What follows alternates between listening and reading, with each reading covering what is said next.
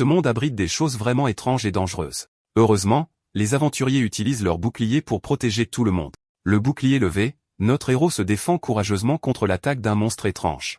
La créature semble surprise que son coup ait été bloqué si facilement, mais le guerrier tient bon, agrippant le bouclier de toutes ses forces. À ce moment-là, un de ses compagnons lui crie de se préparer à une attaque. Les mages du groupe se réunissent alors pour lancer un sort puissant, et sur son simple ordre, ils déchaînent une explosion de feu sur leur ennemi. Une fois la poussière retombée, seule la main du monstre reste au sol. L'archer de l'équipe pousse un soupir de soulagement et demande si tout le monde va bien. Ses compagnons célèbrent leur sécurité et le fait qu'il ait même gagné un niveau. Le type blond remercie alors Marraine, disant que c'est super d'avoir un tank dans l'équipe. Mais soudain, l'expression de tout le groupe se transforme en choc alors qu'ils disent aux chevaliers de s'arrêter. Marraine les ignore simplement, préparant son couteau pour refaire son truc. Il sort une lame aiguisée comme un rasoir pour commencer son travail. La première chose qu'il fait est d'enlever tous les poils des membres de l'orque. Juste après, il assaisonne et cuit la viande pour se débarrasser de l'odeur fétide. Une fois le morceau prêt, il le tranche en plusieurs petits morceaux. En voyant ça, l'archer se plaint qu'il ne s'habituera jamais à un spectacle aussi dégoûtant. La fille demande pourquoi il mange ça, mais le mage fait remarquer qu'il essaie de lui donner bon goût. Pour finir le plat, il ajoute une petite garniture pour une touche spéciale. Et avec une lueur divine, les pâtes à la viande d'orque sont enfin prêtes. Mais sa compagne trouve toujours ça dégoûtant, peu importe la beauté de l'assiette. Ne prêtant aucune attention à son opinion, le protagoniste mange paisiblement son repas. En le voyant, son ami lui demande si la nourriture de monstre est vraiment bonne. Il en offre alors à la fille, qui recule instantanément avec une expression de dégoût. Le chevalier se dit que c'est délicieux, et que les gens d'ici ne savent pas ce qu'il manque. Il savoure le goût de la viande juteuse et la texture douce des pâtes crémeuses. Ses amis trouvent bizarre qu'il mange des monstres avec une expression aussi joyeuse, le traitant d'excentrique. Là-dessus, l'archer change de sujet, demandant s'ils ont entendu la nouvelle à propos du héros disparu. La fille est surprise et demande où ils l'ont trouvé. Il répond que c'était dans la forêt de Turson. Le mage est choqué, étant passé par là l'autre jour, et dit que c'était un héros prometteur. Entendant la conversation, notre héros arrête de manger, perdu dans ses pensées. Il se demande à quel point le monstre vivant dans cette forêt dangereuse doit être fort. Son ami fait remarquer que Marraine pense probablement juste à la façon dont il peut manger ce monstre aussi. Elle l'interpelle alors, lui demandant pourquoi il a commencé à manger des monstres. Le chevalier les regarde en silence, comme s'il se souvenait de quelque chose d'important. L'histoire fait alors un retour en arrière de 3 mois, dans un petit village du sud. Les gens étaient rassemblés, discutant des charrettes arrêtées après l'apparition d'un sanglier rouge sur la route. Un des villageois montre une charrette détruite, disant qu'il est impossible de voyager comme ça. Un homme arrive en ville, sa charrette complètement démolie, montrant à quel point la route est devenue dangereuse. À cause de ça, personne ne peut quitter le village, et les habitants sont désemparés. Un vieil homme se lamente de ne pas pouvoir voir son fils à cause du monstre qui bloque le chemin.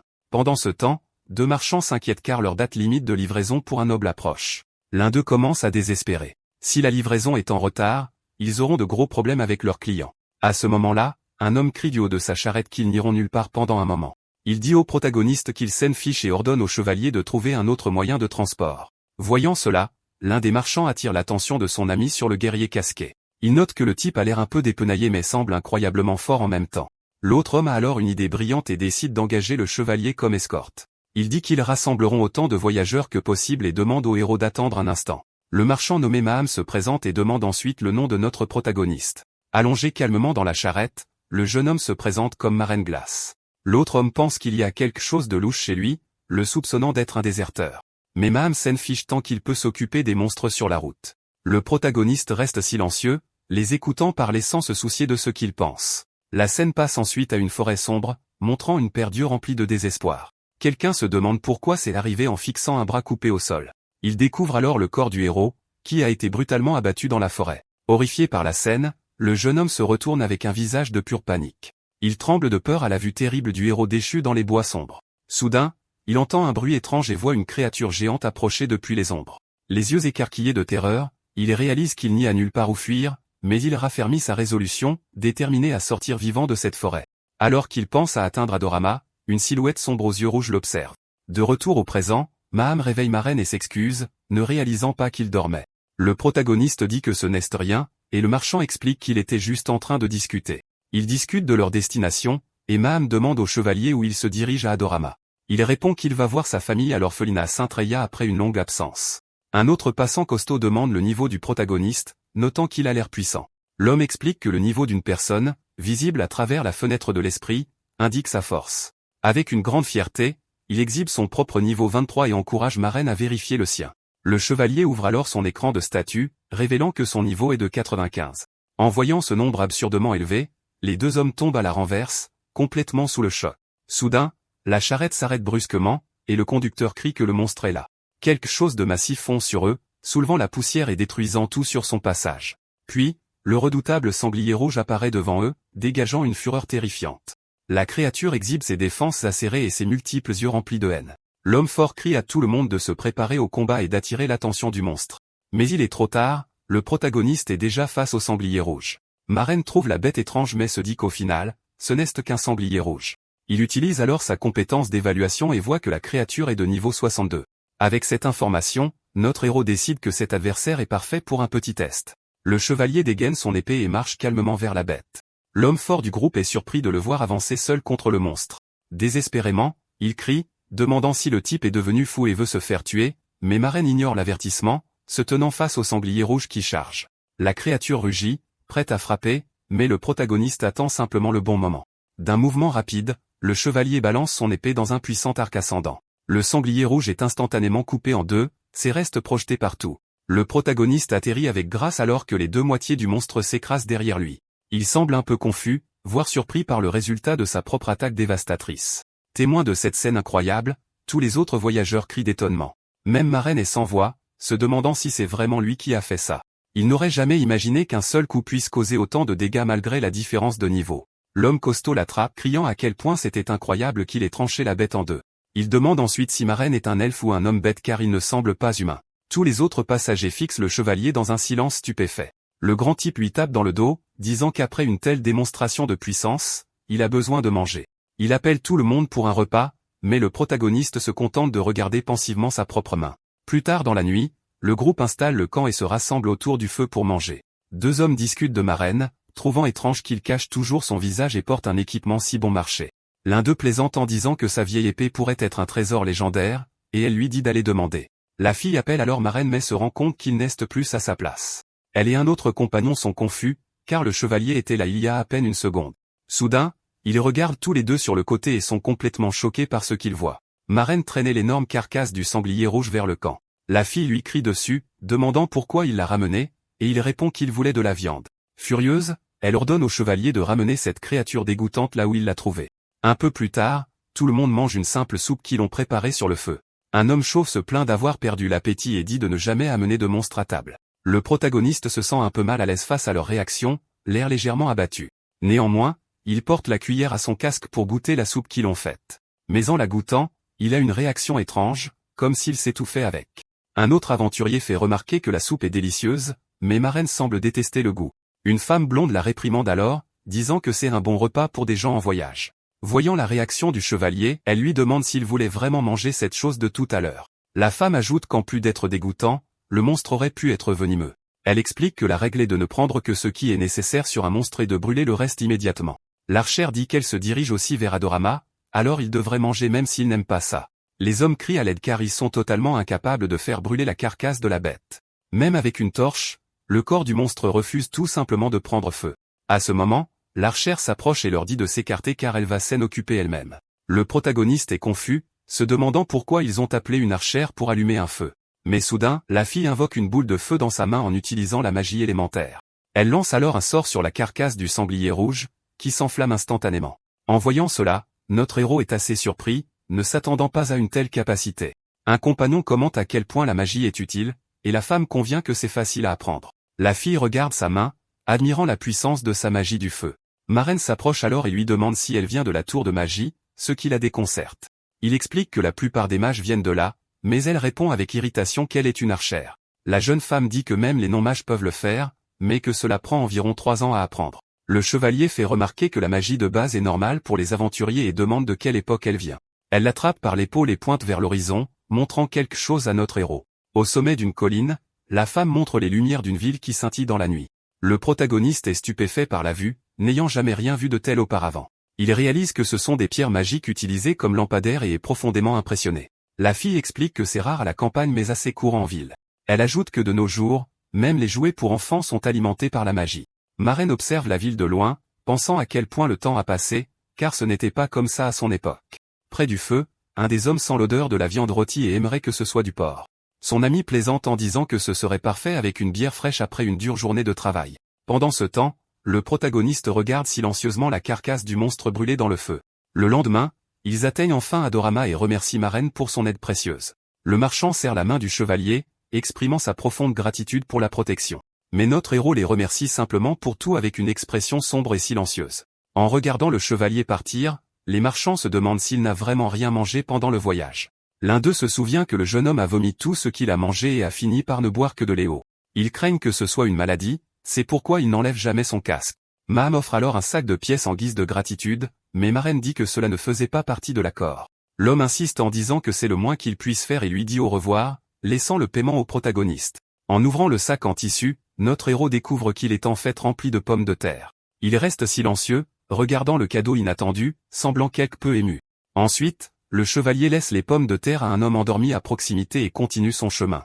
Il réfléchit que beaucoup de choses se sont passées, mais il est enfin de retour dans sa ville natale. En traversant la ville, il remarque que le paysage urbain semble très différent de ses souvenirs. Il aperçoit alors une boulangerie animée et reconnaît l'endroit. De là, le protagoniste sait que sa destination est juste au prochain coin de rue. L'endroit qu'il a considéré comme sa maison bien-aimée est véritable depuis son enfance. Enfin, il arrive à sa destination, l'orphelinat Riaz, où il a grandi avec sa famille. Mais en arrivant sur place, il trouve un magasin de jouets à la place et est complètement déconcerté. Il se demande s'il s'est trompé de chemin mais est certain que l'orphelinat était bien ici. Soudain, un homme sort du magasin et demande si le chevalier a besoin d'aide. Le protagoniste explique que c'était l'emplacement de l'orphelinat Saint-Treya et demande où il est passé. Le propriétaire répond qu'il est le deuxième tenancier et n'a jamais entendu parler d'un tel endroit. Maren insiste sur le fait que l'orphelinat était ici, mais l'homme dit qu'il ne le connaît vraiment pas. À ce moment-là, un vieil homme assis à proximité interpelle le héros et l'interroge sur l'endroit. L'homme explique qu'il ne l'a jamais vu mais a entendu dire qu'il existait il y a très longtemps. Le chevalier demande ce qu'il veut dire, et l'aîné dit qu'il se souvient d'une rumeur. Il révèle alors que l'orphelinat a brûlé, laissant le protagoniste stupéfait par la nouvelle. Il s'avère que tout a été détruit lors d'une terrible et violente attaque de dragons. La scène passe à un souvenir d'une vie morne, dépourvue de rêves ou de moments heureux. Au milieu du vide, la seule chose dont il pouvait se souvenir était la chaleur d'une table de dîner. Une chaleur qui venait de sa famille, tragiquement décédée bien avant lui. Et ainsi, d'une manière profondément tragique, sa première courte vie prit fin. Il se réveille à la vue d'un mobile de poissons, se demandant pourquoi le plafond est si lumineux. Soudain, deux enfants se penchent sur lui et crient avec enthousiasme que le bébé est enfin réveillé. L'un d'eux part en courant appeler leur sœur, tandis que l'autre reste en souriant au nouveau-né. Il se demande ce qui se passe, car son dernier souvenir était celui d'un accident mortel. À ce moment-là, quelqu'un s'approche et dit au garçon de ne pas crier et d'effrayer le bébé. Une personne le prend alors doucement et le soulève dans les airs. Une religieuse souriante l'accueille à bras ouverts, lui demandant s'il a bien dormi. Elle lui dit qu'à partir de ce jour, le bébé fait partie de la famille de l'orphelinat. C'était son premier souvenir dans ce nouveau monde, la chaleur d'une famille qu'il n'avait plus. Dans un autre souvenir, on voit un sac de pièces donné en don à l'orphelinat. Maintenant adulte, le protagoniste remet l'argent, mais la religieuse dit que ce n'est pas nécessaire. Elle s'inquiète, notant qu'il vient de rentrer et repart déjà, se surmenant. Notre héros sourit et la rassure en disant que c'est un travail facile, juste éliminer une horde de gobelins. La femme semble plus calme mais paraît toujours un peu inquiète pour sa mission. Avant son départ, elle demande au chevalier de faire une promesse très importante. Elle lui demande de rentrer à la maison avant qu'il ne soit trop tard, promettant de faire sa tarte préférée. Avec un pouce en l'air, le jeune homme jure qu'il rentrera sain et sauf. De retour au présent, une religieuse le mène à un arbre et lui demande si c'est ce qu'il cherchait. Elle explique qu'il n'y a eu aucun survivant de l'attaque du dragon, alors le temple a repris le site. La femme l'interroge sur sa relation avec les défunts, car personne ne visite jamais le mémorial. Sans un mot, le protagoniste s'agenouille devant l'arbre en signe de deuil et de respect. La religieuse comprend et s'excuse, s'éloignant pour lui laisser un peu d'intimité.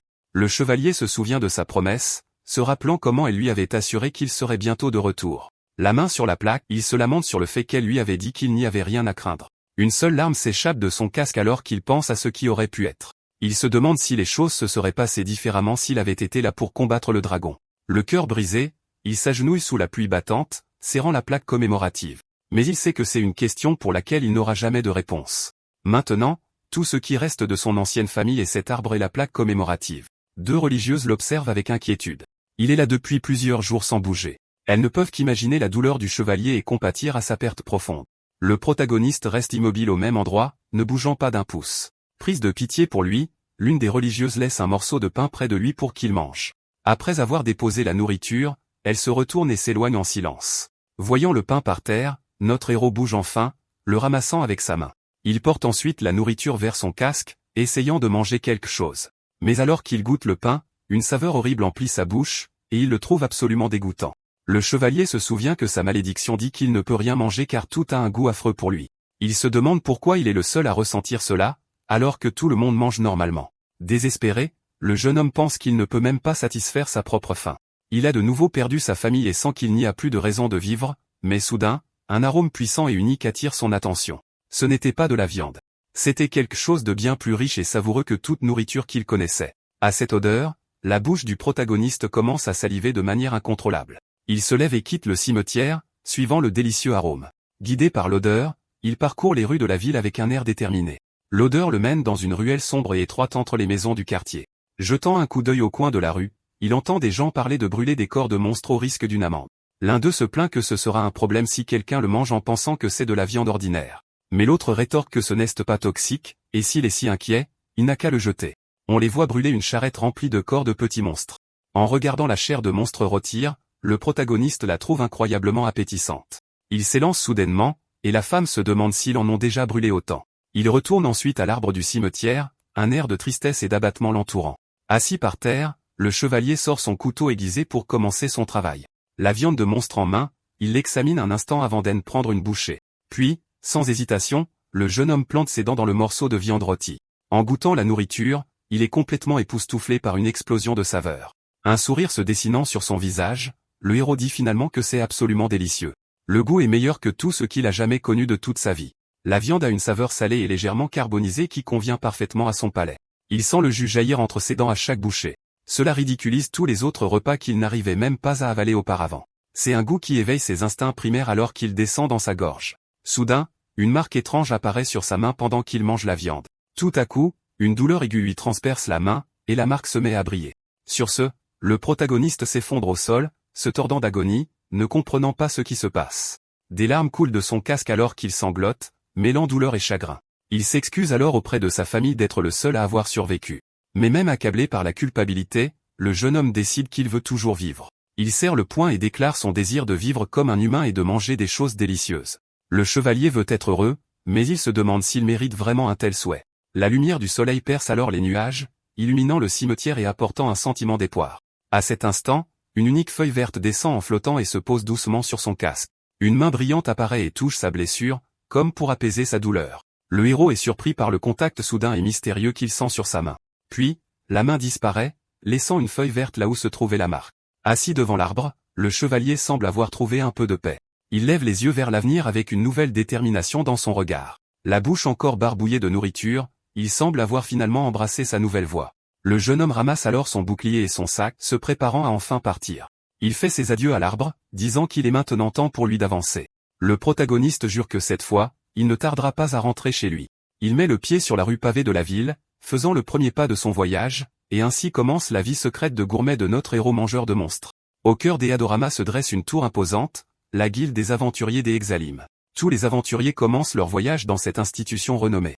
La guilde gère une variété de requêtes, de l'exploration de donjons à la défaite de monstres. Il gère également chaque aventurier enregistré, mais tout le monde ne peut pas s'inscrire. Pour s'inscrire, il faut réussir un test de force contre un golem d'entraînement. De nombreux aventuriers tentent le défi, mais tous n'y parviennent pas. Un elfe encapuchonné s'avance alors, se préparant pour son tour d'affronter le test de force. Le golem prend sa position, la cible sur sa poitrine prête pour le coup du nouveau challenger. Le jeune elfe se concentre, armant un coup de poing de toutes ses forces. On voit son expression concentrée et ses oreilles pointues qui dépassent de sa capuche verte. Il obtient un score de 5312, pulvérisant le record de la journée. L'elfe célèbre sa victoire, ayant impressionné tout le monde avec sa puissance surprenante. Les gens dans la foule commentent qu'il a pris la première place, dépassant même un guerrier massif. Tout le monde se demande d'où vient un nouveau venu aussi puissant que lui. Un autre aventurier s'approche pour le féliciter, espérant former une équipe. L'elfe est clairement agacé par l'audace de l'homme dans sa proposition. Le protagoniste intervient, mais l'elfe crie furieusement de ne pas le toucher comme ça. Notre héros se gratte la tête et s'excuse, un peu embarrassé par l'agitation. Soudain, un homme rat officiel apparaît, réprimandant Marraine de ne pas avoir encore passé le test. L'employé soupire de frustration, mais le chevalier l'assure qu'il peut réussir facilement. L'elfe se tourne vers notre héros avec un sourire amical et une expression bienveillante. Il conseille alors au protagoniste de se détendre un peu avant de passer son test. Le jeune homme explique que si le chevalier est tendu, il ne donnera pas le meilleur de lui-même. Avec un pouce en l'air, il dit que les compatriotes doivent s'entraider et fait ses adieux au héros. Maren est confus, se demandant ce qu'il voulait dire par ce mot étrange. Une réceptionniste elfe nommée Dahlia salue la nouvelle recrue qui vient de réussir le test. Le jeune homme blond lui fait un signe de la main en affichant un sourire confiant. Elle le félicite pour son score de première place, mais il le balaie d'un revers de main. La réceptionniste remet alors le certificat officiel d'aventurier au jeune elfe. Il est choqué de voir qu'il n'est classé que D, malgré le meilleur score de la journée. Elle explique que pour monter en grade, il faut des résultats prouvés, et il semble impatient. Sans perdre de temps, l'elfe demande une quête, et la réceptionniste parcourt le tableau. Elle trouve 2 options parfaites, une quête d'assujettissement et une quête de collecte. L'elfe semble un peu frustré par les choix mais décide de prendre les 2. Cependant, la réceptionniste l'informe que ces quêtes nécessitent un groupe et ne peuvent pas être faites seules. Elle explique que le donjon n'a pas été nettoyé depuis longtemps, donc la population de monstres a augmenté. En raison du danger accru, tous les aventuriers de rang D doivent entreprendre cette quête en groupe. L'elfe Dahlia regarde autour de lui, irrité, ayant maintenant besoin de trouver des coéquipiers. À proximité, un homme costaud éclate d'un rire bruyant et désagréable. Pendant ce temps, un autre aventurier a l'air de s'ennuyer complètement, n'ayant rien à faire. Dalio se demande avec qui diable il pourrait faire équipe dans un endroit pareil. Soudain, quelque chose de massif passe en volant à côté de lui et s'écrase sur le comptoir de la guilde. L'elfe blond est stupéfait par l'explosion soudaine et surpris par l'impact. Un grand morceau de bois est projeté en l'air, manquant de le heurter. La réceptionniste crie pour demander si tout le monde va bien et si quelqu'un a été blessé. Dahlia confirme qu'il va bien et demande ce qui s'est passé, mais il n'a pas l'air en forme. Ils aperçoivent alors le golem d'entraînement gisant sur le sol au milieu des débris du comptoir. L'elfe n'arrive pas à comprendre comment le golem d'une tonne a pu voler comme ça. À travers la poussière qui retombe, le protagoniste apparaît, encadré par un énorme trou dans le mur. Il pointe du doigt le golem tombé, l'air un peu gêné par la situation. Le chevalier s'incline profondément et s'excuse abondamment pour les dégâts qu'il a causés. La réceptionniste l'assure que tout va bien puisque personne n'a été blessé et qu'il n'a pas triché. Un homme fait remarquer qu'il n'a jamais rien vu de tel de toutes ces années de service ici. Notre héros propose de payer les dégâts, et la réceptionniste commence à calculer le coût. Elle énumère les réparations du mur, les meubles cassés, le prix du golem et le manque à gagner. Avec un sourire, elle présente la note, 2 pièces d'or et 30 d'argent. Le protagoniste vérifie alors sa bourse pour la trouver complètement vide. Il demande le délai de paiement, et elle dit qu'il peut payer quand ça l'arrange. Mais avec un sourire sombre, elle prévient que la guilde engagera des poursuites judiciaires s'il tarde trop. Désormais aventurier officiel, il doit travailler pour rembourser son énorme dette. L'elfe s'approche et propose de former une équipe, surprenant notre protagoniste. Avec un clin d'œil, il dit que les compatriotes devraient s'entraider dans les moments difficiles comme celui-ci. Le chevalier est confus, se demandant pourquoi l'elfe veut soudainement faire équipe avec lui. Utilisant sa compétence d'évaluation, il voit que Dahlia est un archer elfe de niveau 36. L'archer blond explique qu'il se dirige vers le même endroit, mais Maren se méfie toujours de sa gentillesse. La réceptionniste note que leur combinaison de classe est parfaite pour la mission. En tant que guerrier et archer, l'employé de la guilde pense que le duo est idéal pour le travail. Notre héros est préoccupé par cette équipe formée à la hâte, mais l'elfe souligne qu'ils ne se sont même pas présentés. L'elfe tend alors la main au chevalier, disant que c'est un plaisir de le rencontrer. Le protagoniste n'est pas ravi mais sait qu'il doit effacer sa dette au plus vite. Voyant le sourire plein d'attente de la réceptionniste, il sent la pression et sait qu'il doit accepter. Alors, Maren lui serre la main et se présente à son nouveau coéquipier. Dahlia sourit, disant qu'ils devraient tout donner pour leur première mission ensemble. Notre héros voulait éviter les groupes, mais il admet que l'elfe semble assez capable. La réceptionniste annonce alors que l'équipe a été enregistrée avec succès auprès de la guilde. Mais soudain, l'elfe retire brusquement sa main comme s'il avait été électrocuté. Le protagoniste demande ce qui ne va pas, et l'archer blond lui demande s'il est vraiment humain. Avec des yeux écarquillés de surprise, Dahlia répète la question, l'air terrifié. La scène change alors pour une forêt où Maren étudie attentivement une carte. Ils arrivent enfin à l'entrée du donjon des gargouilles pour commencer leur mission. Dahlia se plaint que son compagnon reste planté là devant l'entrée du donjon. Il marmonne qu'il déteste faire équipe avec les humains, les qualifiant d'épaisses vulgaires. Le protagoniste songe que les elfes sont grands, beaux et vivent aussi très longtemps.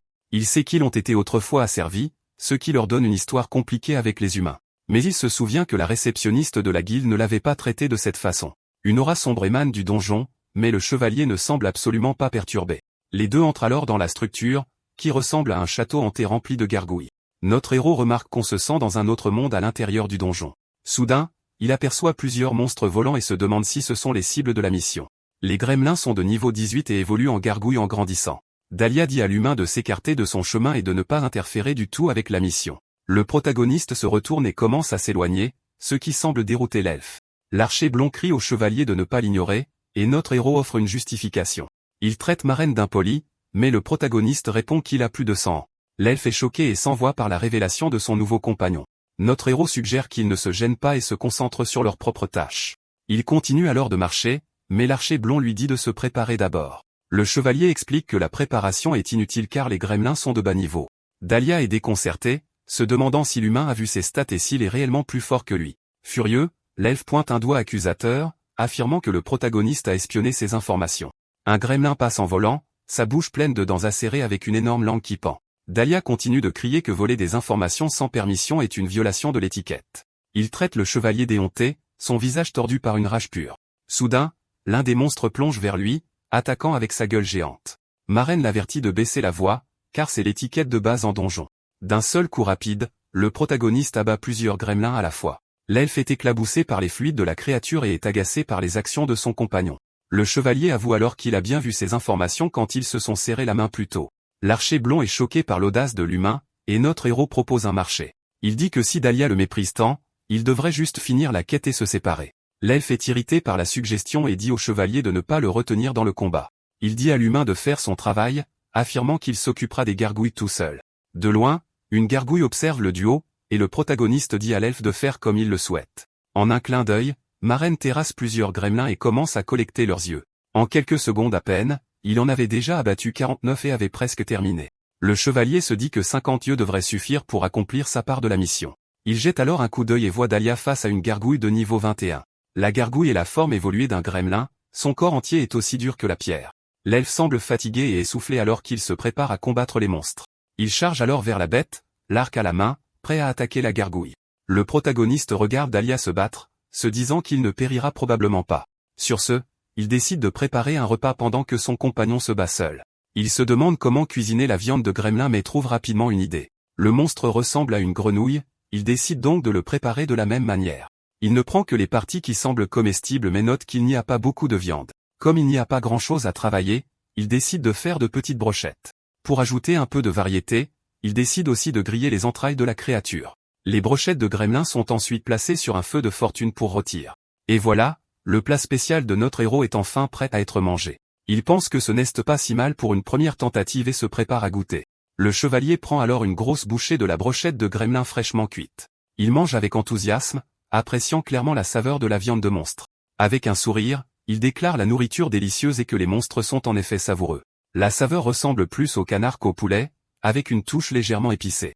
Notre héros pense que ce serait encore meilleur avec une sauce. Il continue de manger sa brochette paisiblement au milieu du donjon sombre. Soudain, une notification l'avertit qu'il a été empoisonné et le chevalier s'effondre. Il se demande ce qui se passe et réalise qu'il ne peut plus bouger son corps. Le protagoniste comprend que le goût épicé qu'il avait apprécié était en fait du poison. Il panique en réalisant qu'il n'a pas d'antidote pour se soigner. Désespéré, le protagoniste crie pour un antidote, mais quelque chose fait tilt. Il réalise que le corps même des gremlins doit contenir un neutralisant naturel pour le poison. Sur ce, le chevalier arrache le foie de l'un des monstres pour le manger comme remède. C'est un pari risqué, il mange l'organe cru, dans l'espoir de survivre. Un message confirme alors que le poison a été neutralisé avec succès dans son organisme. Soulagé, le héros célèbre sa survie, prenant une profonde inspiration et se sentant bien mieux. Il se gratte la tête, pensant qu'il a failli être emporté par sa propre faim. Voilà donc pourquoi les gens ne mangent pas de monstres. Ce n'est pas seulement parce qu'ils sont dégoûtants. Soudain, Dali apparaît et est surpris par la scène étrange qui se déroule devant lui. Il crie, demandant ce que diable fait le chevalier, son visage un masque de panique. L'elfe le trouve assis par terre, entouré de morceaux de monstres et de marmites. Il qualifie les humains de barbares, mais dit qu'il n'aurait jamais imaginé que ce serait aussi terrible. Le protagoniste l'interrompt, disant qu'il sait que les elfes sont végétariens. Il ajoute que cela ne lui donne pas le droit d'insulter les mangeurs de viande, mais l'elfe perd son sang-froid. Dahlia s'exclame qu'il assiste à un cauchemar et veut rentrer chez lui immédiatement. Il exige de savoir pourquoi Maren est encore là alors qu'il a déjà terminé sa part de la quête. Le chevalier explique que puisqu'ils ont accepté la quête en duo, ils sont tous les deux responsables. Il lui rappelle également que la réceptionniste de la guilde pourrait avoir des ennuis si quelque chose tournait mal. L'elfe reste sans voix et troublé, sachant que l'humain a absolument raison. Notre héros propose alors de l'aider à chasser les gargouilles pour qu'il puisse finir rapidement. L'elfe insiste sur le fait qu'il n'a pas besoin de l'aide d'un humain, mais le chevalier l'ignore. Dahlia est perplexe devant la poêle dans la main de Maren, se demandant ce qu'il compte faire. Le héros explique qu'il était autrefois un porteur de bouclier et se prépare à combattre. Il utilise sa capacité de provocation, attirant l'attention de tous les monstres à proximité. Des gremlins se ruent sur lui, leurs yeux brillants de rage et de fureur. Même les gargouilles éloignées sont attirées par le défi du chevalier. Dahlia est abasourdie, se demandant quel est le rapport entre une poêle et le fait d'être un porteur de bouclier. Il panique en voyant le nombre de monstres qui se dirigent maintenant vers eux. La provocation est la compétence la plus emblématique des porteurs de boucliers, utilisée pour protéger leurs alliés. Normalement, la compétence est utilisée pour attirer les ennemis, permettant au groupe de se défendre. L'elfe traite le protagoniste de fou pour avoir attiré toutes les créatures du donjon. Le chevalier explique que la capacité est également efficace pour attirer les monstres volants. Mais soudain, il se rend compte que la compétence semble plus puissante qu'auparavant. Il jette la poêle de côté, décidant que ce n'est pas son problème pour le moment, et se prépare. Utilisant ses compétences en escrime et en arts martiaux, il augmente ses dégâts et son agilité. Le héros prend position, prêt à affronter la horde de monstres qui approche.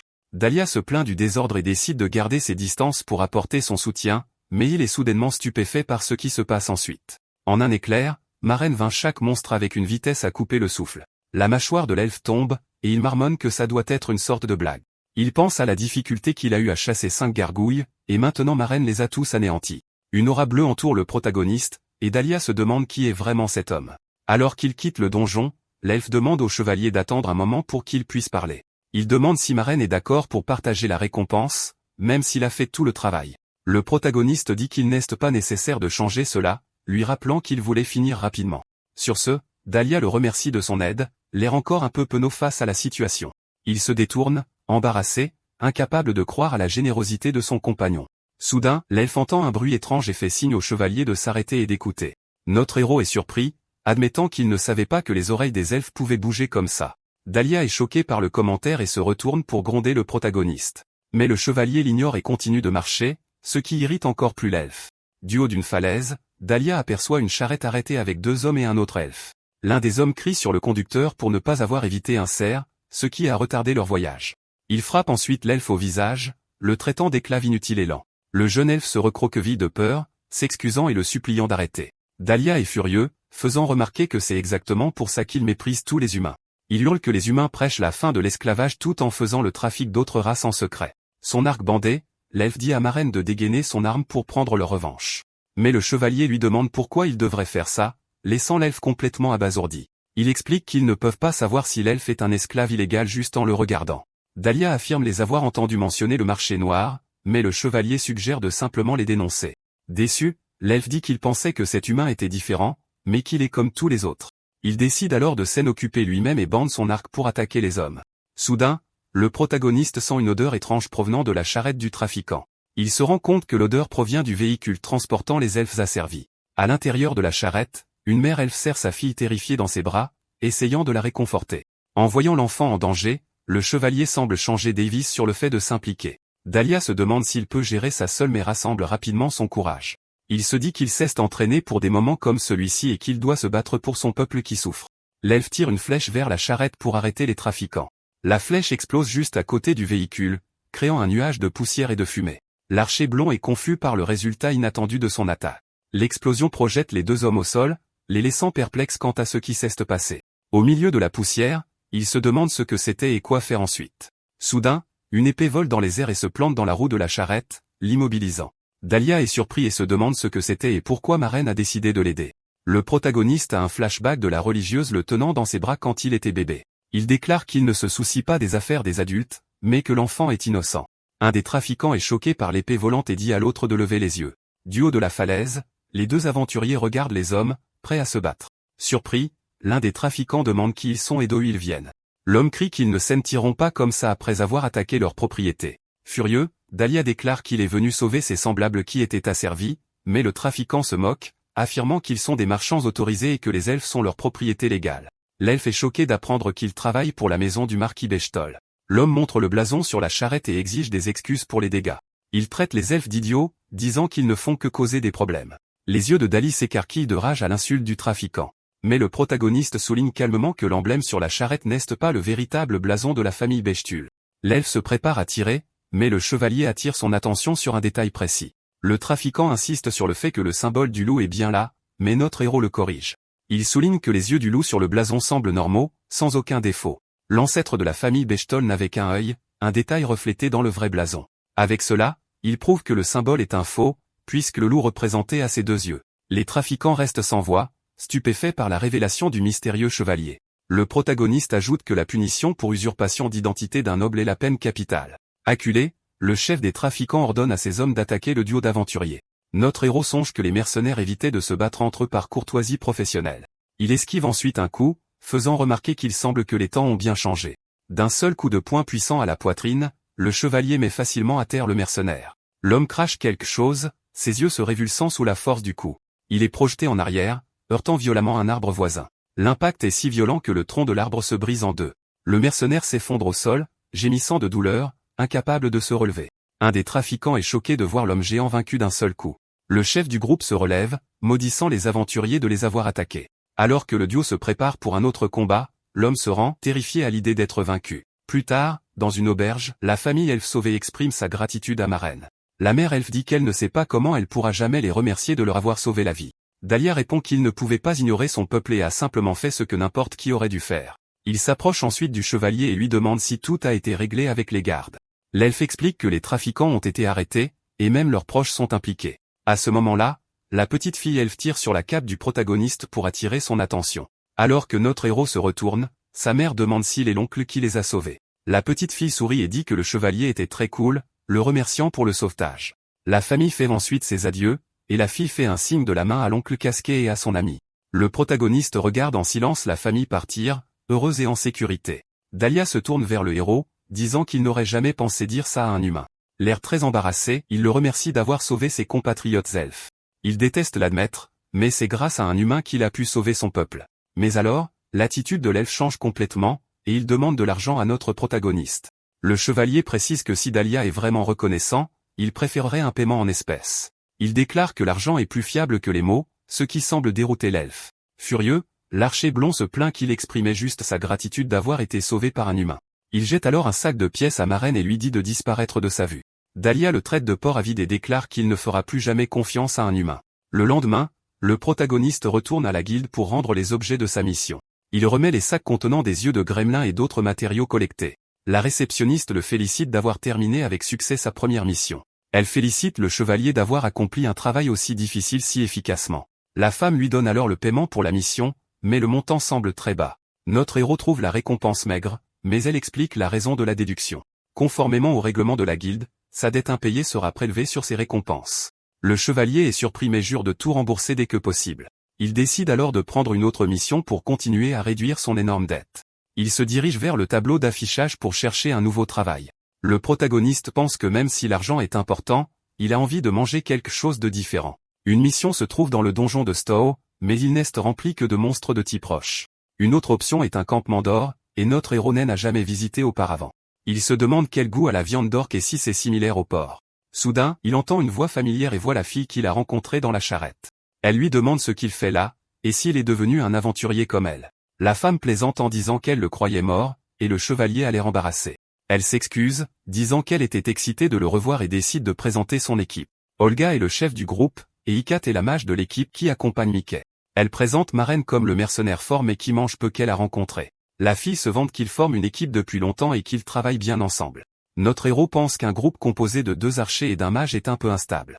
Elle explique qu'ils cherchent un tank depuis une semaine et ne peuvent pas entrer dans les donjons sans un. Sur ce, elle lui tend la main et fait une proposition à notre protagoniste. Mickey l'invite à rejoindre leur équipe en tant que tank dont ils ont désespérément besoin. Le chevalier est surpris et s'envoie par l'offre inattendue de la fille. La scène passe ensuite à une forêt où le nouveau groupe chasse des orques. Un monstre vert géant attaque Mickey, mais elle parvient à esquiver le coup juste à temps. La bête se redresse pour frapper à nouveau, mais le protagoniste la bloque avec son bouclier. L'orque rugit de douleur à cause de l'impact, et la mage lance un sort d'explosion. La magie explose en plein visage du monstre, lui infligeant d'énormes dégâts. La main de l'orque tombe au sol, signalant la victoire de l'équipe sur leur ennemi. Mickey célèbre leur synchronisation, notant qu'ils ont déjà vaincu 2 monstres aujourd'hui. Elle dit que depuis que Maren les a rejoints, leurs chasses sont devenues beaucoup plus faciles. Soudain, le groupe entend un grondement étrange, et Olga se demande si c'est un tremblement de terre. Mais alors, une horde d'or furieux apparaît, chargeant droit sur eux. Mickey est terrifié par le nombre de monstres, devinant qu'ils ont entendu les cris des autres. Sans avoir le temps de réfléchir, Olga crie à tout le monde de courir pour sauver leur vie.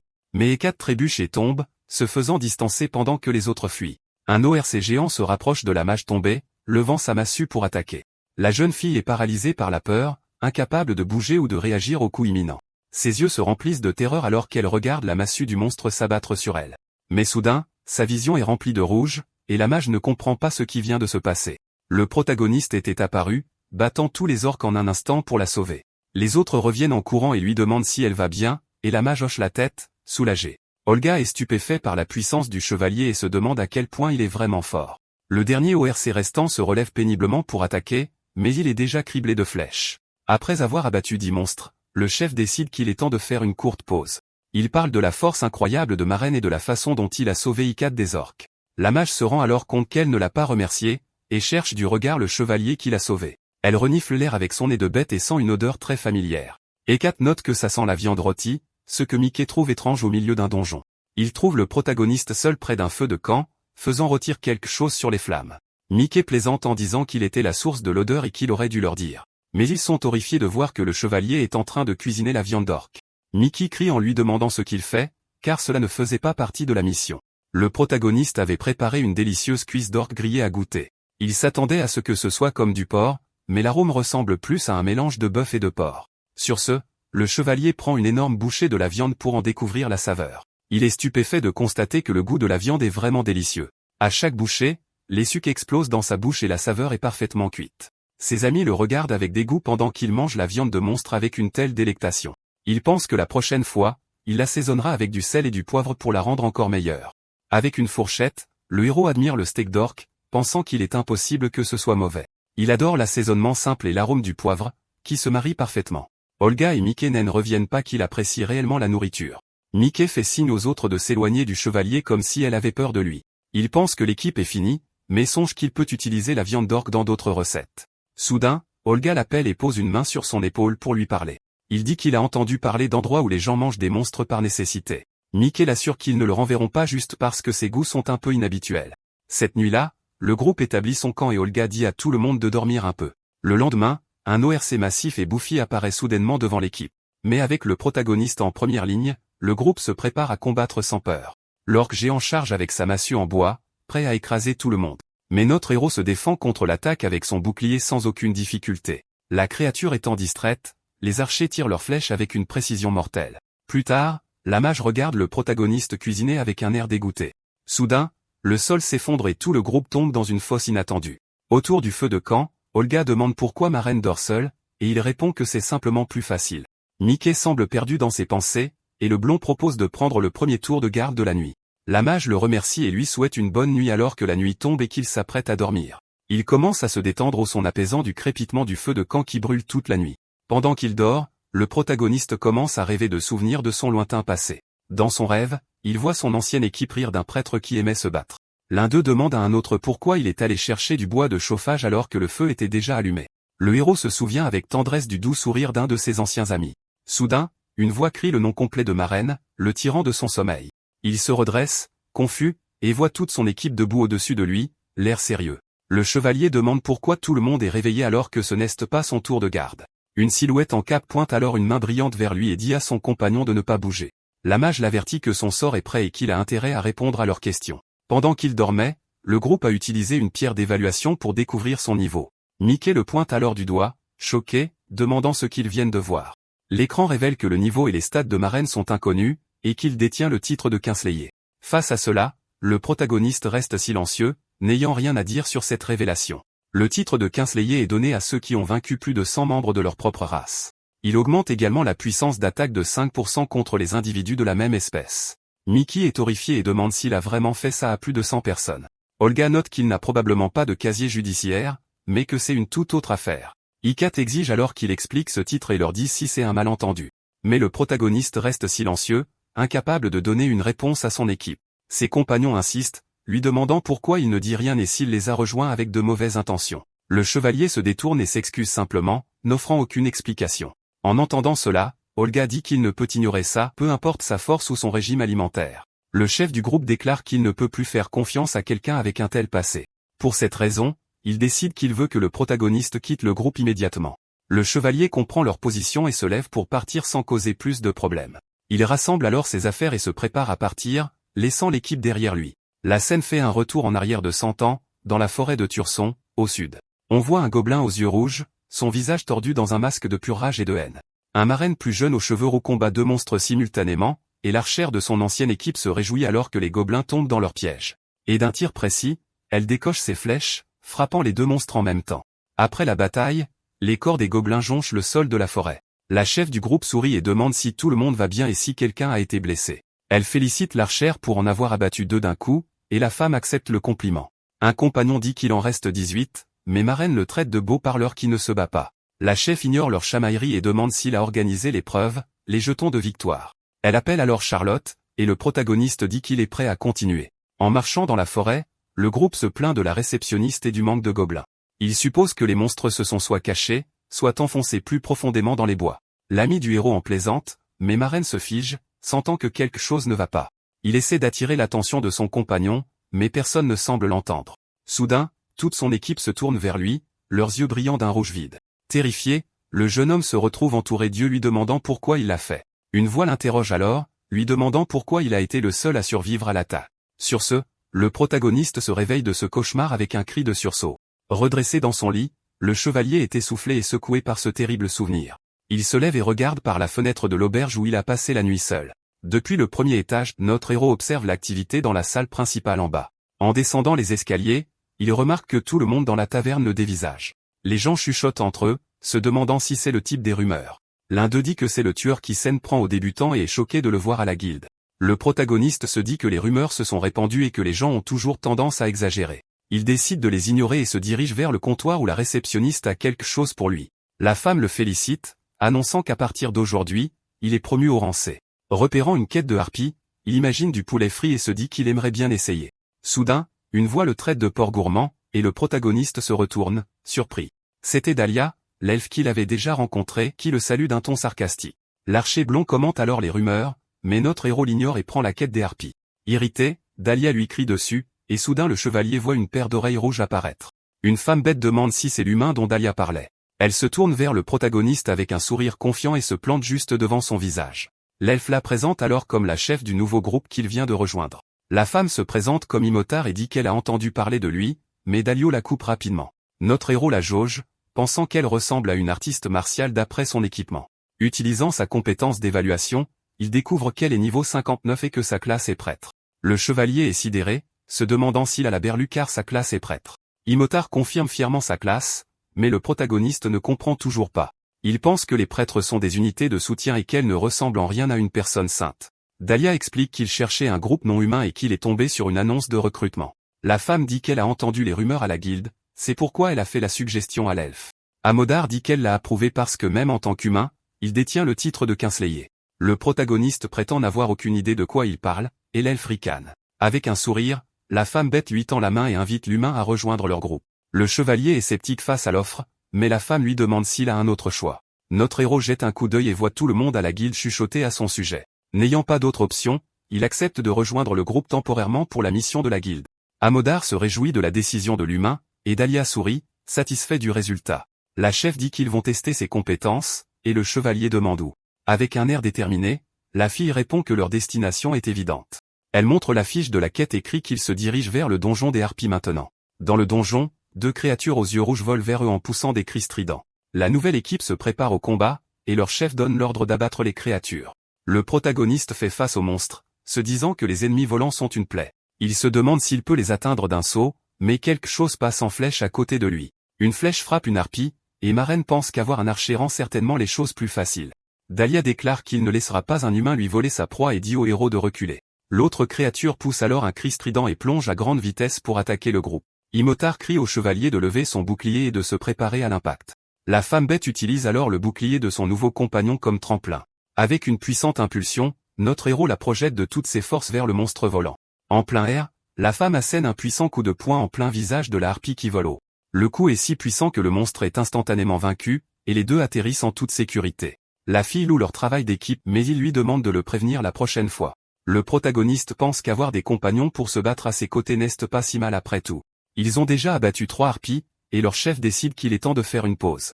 Mais en nettoyant la zone, le chevalier remarque quelque chose d'étrange parmi les plumes. Soudain, une mignonne créature rose apparaît, agrippant une plume de harpie. Dahlia le traite de pecno et lui demande s'il n'a jamais entendu parler des poupées vivantes. Il explique que ce sont des golems de compagnie alimentés par du mana, et que celui-ci est une édition limitée.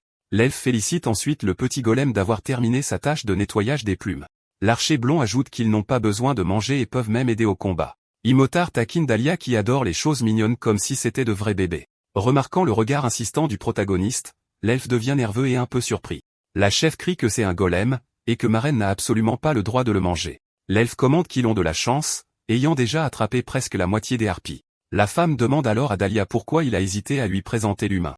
Soudain, la fille sent une délicieuse odeur de poulet rôti venant des environs. L'elfe remarque que Maren a disparu, et la chef s'agace contre celui qui cuisine seul. Pendant ce temps, notre héros découpe la viande de harpie pour préparer son repas. Il l'a déjà assaisonnée avec du sel, et la poêle étant maintenant chaude, il est prêt à cuisiner. Le chevalier fait frire la viande, pensant que le grésillement de la cuisson ne lasse jamais. Et avec une lueur divine, l'épaule de harpie frite est enfin prête. Le chevalier observe que ça ressemble à du poulet et prend une bouchée pour en avoir le cœur net. Mais en goûtant le plat, il est complètement époustouflé par une explosion de saveurs. Il note que la texture est comme celle du poulet, mais le goût est bien plus intense et délicieux. Soudain, ses compagnons se précipitent, lui hurlant d'arrêter immédiatement. Le héros leur en propose, mais la fille crie qu'elle n'est pas en colère parce qu'il a faim. La femme est exaspérée, et l'elfe déclare que c'est la scène la plus horrible qu'il ait jamais vue. Il essaie d'expliquer que le visage d'une harpie est inhumain, mais ils ne veulent rien entendre. Dahlia se lamente d'avoir vu quelque chose de si cruel, tandis que la chef du groupe commence à saliver. Tous deux sont sans voix, fixant le plat, humant l'arôme merveilleux de la viande. La femme bête est partagée, c'est un monstre, mais ça a l'air incroyablement délicieux. Elle refuse alors de regarder ce qu'elle considère comme un grand blasphème. Sur ce, le protagoniste lui en offre un morceau, ce qu'elle refuse instantanément avec un air dégoûté. Il dit que c'est dommage car c'est très bon, et l'odeur la tente énormément. La femme craque face à la tentation, et Dahlia essaie de la calmer avant qu'elle n'attaque. Elle hurle à cause de l'odeur, et notre héros se souvient de l'autre plat qu'il préparait. Il attrape alors l'autre poêle, disant qu'il l'a un peu trop cuit, mais que c'est prêt. Avec une lueur divine, la cuisse de harpie rôtie est enfin prête à être mangée. Imhotard est choqué qu'il aille manger les pattes, et il répond qu'il a toujours voulu les essayer.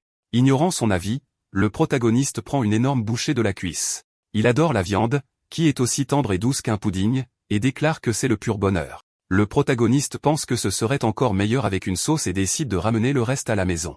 Voyant cela, Dahlia se plaint qu'il ne peut même pas se détendre avec le chevalier dans les parages. Il demande alors ce que le héros mange, et l'homme lui en offre un morceau. Soudain, l'elfe hurle que les griffes sont empoisonnées, et le protagoniste s'effondre, paralysé. Désespéré, il dit à Imhotard d'utiliser un sort de guérison sur cet humain idiot. Mais la fille dit qu'elle ne sait pas comment faire, affirmant n'avoir jamais appris ce sort car c'est trop compliqué. À ce moment, une autre harpie apparaît, attirée par le bruit, et l'elfe rejette la faute sur la fille. Elle dit alors à l'elfe de s'écarter pour qu'elle puisse montrer un nouveau sort qu'elle a appris. Sur ce, la fille déchaîne une énorme boule de feu qui incinère tout sur son passage. Dahlia est anéantie. La magie a touché son golem, qu'il ne possédait même pas depuis une semaine complète. Une fois la poussière retombée, seule la fille reste debout tandis que les autres sont à terre. Furieux, l'elfe l'attrape, se plaignant de son précieux golem qui a été détruit. Elle s'excuse et il dit qu'il n'oubliera jamais ça, tandis que le héros réfléchit au chaos. De retour à la guilde, la réceptionniste accepte les objets de la mission avec un sourire. La chef du groupe lui demande de se débarrasser de la viande de harpie qu'ils l'ont rapportée. L'elfe se plaint que la journée était mentalement épuisante, et la fille propose de lui trouver un nouveau golem. Soudain, le chevalier apparaît avec les griffes du monstre, surprenant la femme. Elle demande pourquoi il les a apportées, et il répond que ce serait du gâchis de les laisser. La fille lui dit de les mettre dans son inventaire, mais le protagoniste ne sait pas ce que c'est. Il se souvient alors qu'il a quelque chose comme ça et ouvre immédiatement son écran d'inventaire. L'écran affiche 30 emplacements de stockage, et il dit qu'il avait complètement oublié. Le protagoniste réalise qu'il a transporté des choses lourdes sans raison, ce qui explique les regards insistants. Il met une main sur sa tête, pensant qu'il n'arrive pas à croire qu'il a oublié quelque chose d'aussi basique. Inquiet pour son état mental, il est interrompu par Imhotard qui l'appelle. Elle lui demande comment il a trouvé la mission, disant qu'ils travaillent bien ensemble, et il acquiesce simplement. Sur ce, la chef lui tend la main et l'invite à rejoindre officiellement leur groupe. Le chevalier lui serre la main, et elle se réjouit qu'il soit maintenant une vraie équipe. Il pense qu'il vaut mieux avoir des alliés que de partir seul en mission. Alors, le protagoniste accepte enfin, et la fille célèbre avec un cri de joie. La chef dit qu'elle va les enregistrer en tant que groupe officiel et part en courant. Notre héros pense qu'il cesse de passer beaucoup de choses, mais maintenant ils sont officiellement compagnons. Dahlia le corrige, disant qu'il compte sur lui pour le reste de sa courte vie d'humain. Le chevalier pense alors à Charlotte et dit qu'il compte sur elle aussi.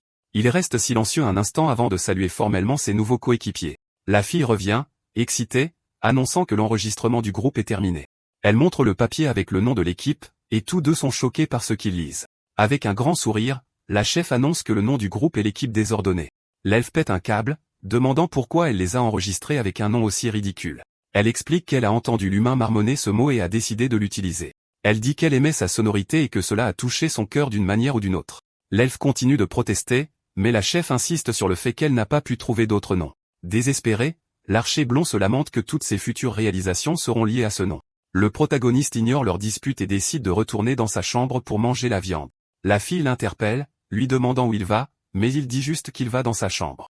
Sur ce, la chef décide d'organiser une fête de bienvenue pour le nouveau membre du groupe. Plus tard, dans une taverne, l'équipe trinque au succès de la mission et à leur nouveau membre. Amotard dit à tout le monde de manger et de boire à leur faim car le chevalier est encore jeune. Dahlia n'a toujours pas accepté le nom, mais la fille dit qu'il est déjà enregistré et ne peut pas être changé. L'elfe s'énerve, mais notre héros se contente de fixer la nourriture appétissante sur la table. Il reste assis en silence, observant le festin, incapable d'en manger, mais il décide de prendre une bouchée quand même, ne voulant pas être impoli avec ses amis. Dahlia se plaint du goût de la nourriture, tandis que le chevalier la trouve aussi horrible que d'habitude. La chef change alors de sujet, disant qu'elle a quelque chose à discuter avec le protagoniste. Ayant bien bu, elle révèle que l'objectif du groupe est de devenir rang A. Notre héros demande pourquoi, et elle explique qu'ils ont chacun leur propre raison. Il est expliqué que les aventuriers peuvent monter en rang en passant des examens de promotion. Pour atteindre le rang A, il faut être reconnu par la guilde pour sa force et ses accomplissements. Et le contenu de l'examen de promotion est un mystère pour presque tous les aventuriers. La fille commence alors à parler de ses motivations, mais le chevalier semble distrait. Imotard révèle que ses jeunes frères et sœurs sont toujours esclaves, ayant été capturés par des humains. Un homme a promis que si elle réunissait l'argent en 3 ans, il les libérerait. Elle explique que le seul moyen de les libérer est de payer pour acheter leur liberté. Le protagoniste est confus par le mot révolution et ne comprend pas ce que cela signifie. Les deux autres sont choqués, lui demandant s'ils n'est pas au courant d'un événement majeur aussi récent. Dahlia décide alors d'expliquer cet événement important en termes simples. Il raconte que pendant des siècles, les humains ont réduit en esclavage d'autres races pour diverses raisons. Sa propre famille faisait partie de celles capturées et exploitées par les humains. Ils étaient enfermés dans des prisons pour empêcher toute évasion et utilisés pour satisfaire des désirs égoïstes. Beaucoup de sa race ont dépéri dans ces sombres cellules, perdant corps et esprit, et tous ceux qui tentaient de s'échapper et étaient attrapés connaissaient une fin terrible et cruelle. Fatigués de la tyrannie, de nombreuses races se sont unies pour former une alliance contre les humains. Cela marqua le début de la révolution que les humains appelèrent la guerre des races.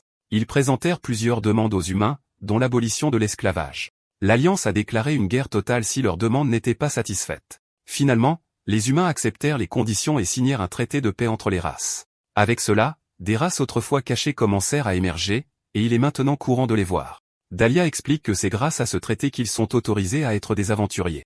C'est pourquoi elle est devenue une aventurière, pour gagner de l'argent rapidement et libérer sa famille. Le chevalier se tourne alors vers l'elfe et l'interroge sur sa propre situation. Dahlia révèle que son but est de devenir l'ancien de la forêt où il a grandi. Sa famille protège la forêt depuis des générations, mais le rôle est imposé à chaque enfant. Même si sa sœur aînée déteste l'idée, tout le monde la presse d'accepter le poste. L'archer blond serre alors le poing, déclarant qu'il est plus capable de protéger la forêt. Le conseil a décidé que s'il peut prouver sa valeur, ils lui permettront de devenir l'ancien. Pour cette raison, devenir un aventurier de rang A est une étape nécessaire vers son objectif plus grand. Le protagoniste pense que tout le monde ici a une raison désespérée de se battre et de réussir.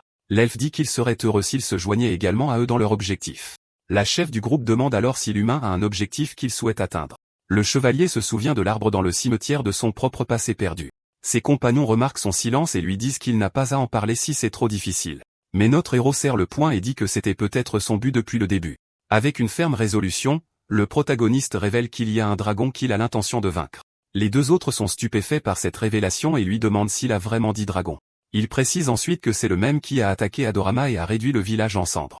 Le chevalier dit que lorsqu'il le trouvera, il y a quelque chose qu'il doit absolument faire. Ses amis se taisent, et notre héros pense qu'ils doivent croire qu'il plaisante. Mais soudain, l'elfe sourit et dit que les ambitions de l'humain sont encore plus grandes que les leurs. La fille plaisante, lui demandant s'il compte manger le dragon et le traite de complètement fou. En entendant cela, l'elfe ajoute que monter en rang est aussi son objectif pour accéder à plus d'informations. Leurs objectifs étant alignés, ils trinquent tous les trois et décident de faire de leur mieux ensemble. Le lendemain, le soleil brille sur la ville alors que la nouvelle équipe se prépare à commencer. Le protagoniste décide de se la couler douce et de préparer un repas copieux pour tout le monde. Cependant, il réalisa qu'il n'avait plus d'argent après avoir payé sa chambre à l'auberge. Même si l'huile de cuisson est chère, il décide de faire chauffer la poêle pour commencer à cuisiner. Il utilise alors sa compétence de stockage pour récupérer la viande qu'il avait gardée. Une lumière bleue brille dans sa main alors qu'il accède à son inventaire personnel. Il est surpris de voir que la viande crue est parfaitement conservée à l'intérieur. Le chevalier se rend compte que son inventaire est l'espace de stockage de nourriture parfait pour lui. La première chose qu'il fait est de battre les œufs pour préparer la pâte. Ensuite, il enrobe soigneusement les morceaux de viande de chapelure. Puis il plonge la viande dans l'huile chaude, et le grésillement emplit la cuisine. Notre héros sourit, pensant que le bruit de la friture est quelque chose dont il ne se lassera jamais. Il retourne les morceaux pour éviter qu'ils ne brûlent et les fait frire une deuxième fois pour qu'ils soient bien dorés. Et avec une lueur divine, les cuisses de harpie frites sont enfin prêtes. Il pense que pour un premier essai, le plat est très réussi et se prépare à le goûter. Le chevalier prend alors une énorme bouchée de la cuisse frite qu'il vient de préparer. La panure croustillante et la viande juteuse créent la combinaison parfaite pour lui. Il trouve que la saveur est similaire à celle d'un crabe charnu et adore ça. Plus il en mange, plus il en veut, et il est content d'en avoir fait assez pour tout le monde. Soudain, il entend la voix de Dahlia l'appeler et frapper à sa porte. L'elfe se plaint qu'il est déjà midi et dit à l'humain d'ouvrir la porte. Le protagoniste ouvre, et l'archer blond lui demande pourquoi il porte son casque à l'intérieur de sa chambre. Dahlia dit qu'il a quelque chose d'urgent à discuter, mais le chevalier était en plein repas. L'elfe révèle alors qu'il semble y avoir un grave problème avec leur chef d'équipe. Notre héros l'invite à entrer et lui demande ce qui s'est passé et si c'est important. En voyant l'assiette de nourriture, l'archer blond panique, demandant s'il est encore en train de cuisiner. Mais il retrouve son calme, disant que la fille est la priorité en ce moment, pas la nourriture. L'elfe demande alors au chevalier de garder le secret et lui demande de lui prêter de l'argent. Le protagoniste est confus, n'ayant aucune idée de ce qui se passe. Avec une aura sombre, notre héros dit qu'il ne veut pas en entendre parler et dit à l'elfe de partir. Il l'avertit que si la raison n'est pas assez bonne, il le mettra dehors immédiatement. Avec une expression sérieuse, Dahlia révèle que Imotar a été trompé par son maître humain. Il lui rappelle qu'elle économisait de l'argent pour libérer ses frères et sœurs de l'esclavage. La raison de la pause du groupe était pour qu'elle leur rende visite, mais quelque chose a mal tourné. Il s'avère que le maître a rompu sa promesse et préparait ses frères et sœurs pour une vente aux enchères. L'elfe croit que l'humain a tout planifié juste pour jouer avec les émotions de la fille. Quand elle l'a supplié d'arrêter, il a dit qu'il annulerait si elle le payait dans les 5 jours. Le prix était de 10 pièces d'or par personne, soit 20 pièces d'or au total. En le convertissant dans son ancienne monnaie, le chevalier calcule le montant exorbitant de la rançon. Il estime que 20 pièces d'or équivalent à peu près à 2 millions de yens. L'elfe explique que la fière jeune fille l'a supplié de sauver ses frères et sœurs. Le protagoniste lui demande donc s'il est venu chercher l'argent au nom de la chef. L'archer blond jure alors sur son nom qu'il remboursera jusqu'à la dernière pièce, mais le chevalier refuse, déclarant qu'il n'a aucune raison de lui faire confiance et qu'il n'a pas l'argent. Dahlia s'inquiète, lui rappelant que ses frères et sœurs ne sont que de jeunes enfants. Notre héros reconnaît la manipulation émotionnelle, mais l'elfe prétend qu'il ne fait qu'énoncer des faits. Le chevalier demande ce qu'il gagne à prêter l'argent, et l'archer blond n'a pas de réponse. L'elfe n'a aucun moyen de garantir le remboursement, et le protagoniste devient pensif. Acculé, l'archer blond serre le poing, se demandant si c'est sa seule option.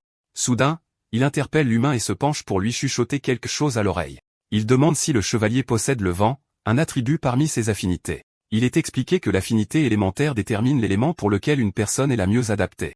La magie utilisée avec son affinité consomme moins de mana et est plus puissante. Cette affinité est déterminée à la naissance, et la plupart des gens naissent avec une seule. Cependant, certains génies naissent avec 2 ou plus et deviennent de grands mages.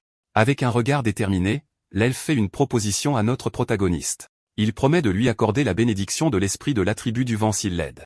Notre héros se demande comment quelqu'un peut simplement donner un attribut, et l'elfe s'énerve. Désespéré, Dahlia jure sur le nom de sa forêt et lui demande s'il le croit maintenant.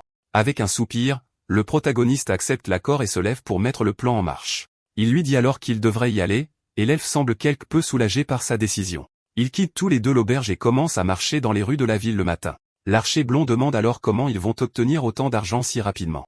Notre héros révèle son plan de chasser dans un donjon de haut niveau et de vendre le butin. Dahlia est choquée car la guilde interdit formellement d'entrer dans des donjons au-dessus de son rang. Le chevalier dit qu'il est conscient de la règle, mais que c'est le seul moyen d'obtenir l'argent à temps. La guilde punit sévèrement les contrevenants avec des amendes et des suspensions de mission. Tout aventurier pris sur le fait pourrait même perdre sa licence et ne plus jamais travailler. De plus, le chevalier souligne que ces donjons sont loin et qu'il faudrait du temps pour les atteindre.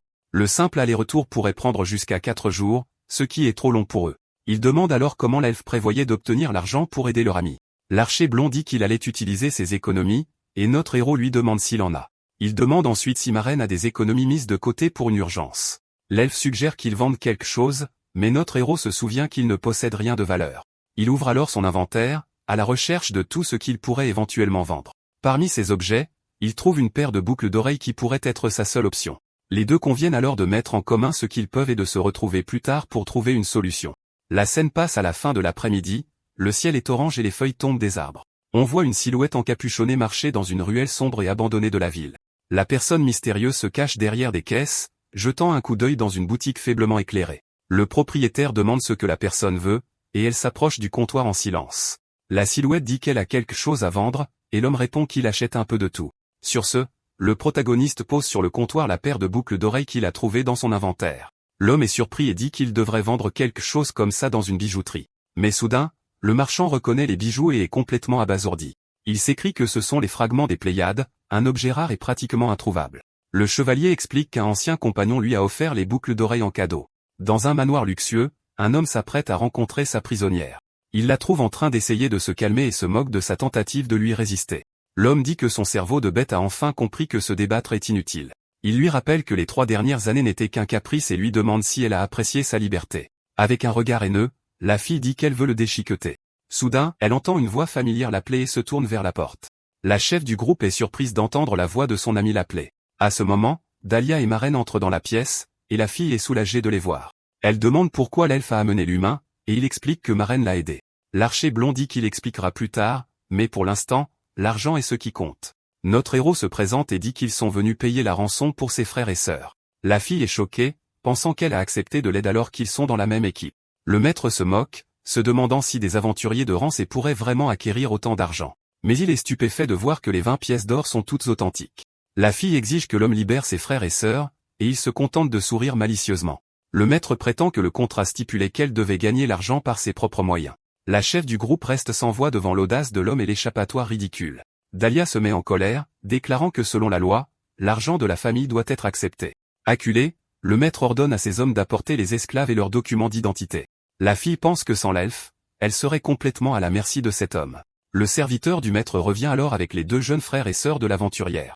Les 2 enfants timides entrent dans la pièce, et la fille se précipite pour les étreindre. Elle les serre fort dans ses bras, leur demandant s'ils vont bien, et il hoche doucement la tête. Les larmes aux yeux, la sœur aînée s'excuse d'avoir mis si longtemps à les sauver. Le protagoniste observe la scène et remarque que les enfants sont extrêmement maigres. En colère, le chevalier serre le poing, furieux qu'il ait laissé les enfants avoir faim. Le serviteur remet alors les documents d'identité originaux des esclaves au maître. L'homme dit qu'il se débarrasse d'eux et que leur accord est maintenant conclu. La fille utilise alors sa magie pour incinérer les papiers et libérer ses frères et sœurs. Avec une lueur ardente dans les yeux, elle brûle à jamais les documents de servitude. Le maître dit que ses frères et sœurs sont peut-être libres, mais qu'elle est toujours son esclave. Avec un sourire sombre, il menace le groupe, et notre héros se place devant la fille. Le protagoniste déclare qu'ils vont également acheter la liberté de la chef du groupe. Tout le monde est choqué par l'action du chevalier, sa proposition inattendue. La fille proteste en disant qu'elle n'a pas besoin de son aide et qu'elle peut prendre soin d'elle-même. Mais notre héros l'ignore et demande au maître le prix de sa liberté. L'homme rit et s'excuse, disant que malheureusement, elle n'est pas à vendre. Il explique qu'elle est déjà inscrite à la vente aux enchères d'aujourd'hui et qu'il ne peut pas l'annuler. Le chevalier se résigne alors à l'accord, et le maître dit qu'il peut toujours l'acheter. L'homme suggère qu'il participe à la vente aux enchères et fasse une offre pour la fille. La chef du groupe est confuse, disant que personne n'a jamais mentionné qu'elle serait vendue aux enchères. Dahlia crie sur le maître, l'accusant de leur mentir effrontément. Avec un sourire narquois, l'homme déclare que la vente d'esclaves est son droit légitime. L'elfe devient furieux et le traite de scélérat, mais le protagoniste le calme. Il dit à l'archer blond qu'il est puéril et qu'il doit plus utiliser sa tête. Notre héros explique que la vente aux enchères n'est qu'un mensonge destiné à tourmenter la fille. Il déclare donc qu'ils l'achèteront à la vente aux enchères, ce qui surprend la femme. Le chevalier lui demande d'attendre, l'assurant qu'il a un plan.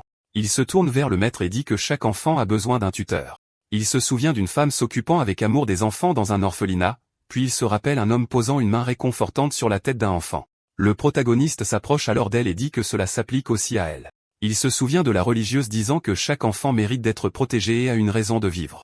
Notre héros lui dit qu'elle est la seule à pouvoir assurer la sécurité des enfants et qu'elle doit s'occuper d'eux. Il lui rappelle que sauver ses frères et sœurs n'est pas la fin. Elle ne peut pas les laisser seuls. Les larmes aux yeux, la fille accepte, disant qu'elle donnera une chance à son plan. Elle l'avertit que s'il ne fait que parler et finit par perdre, elle ne lui pardonnera jamais.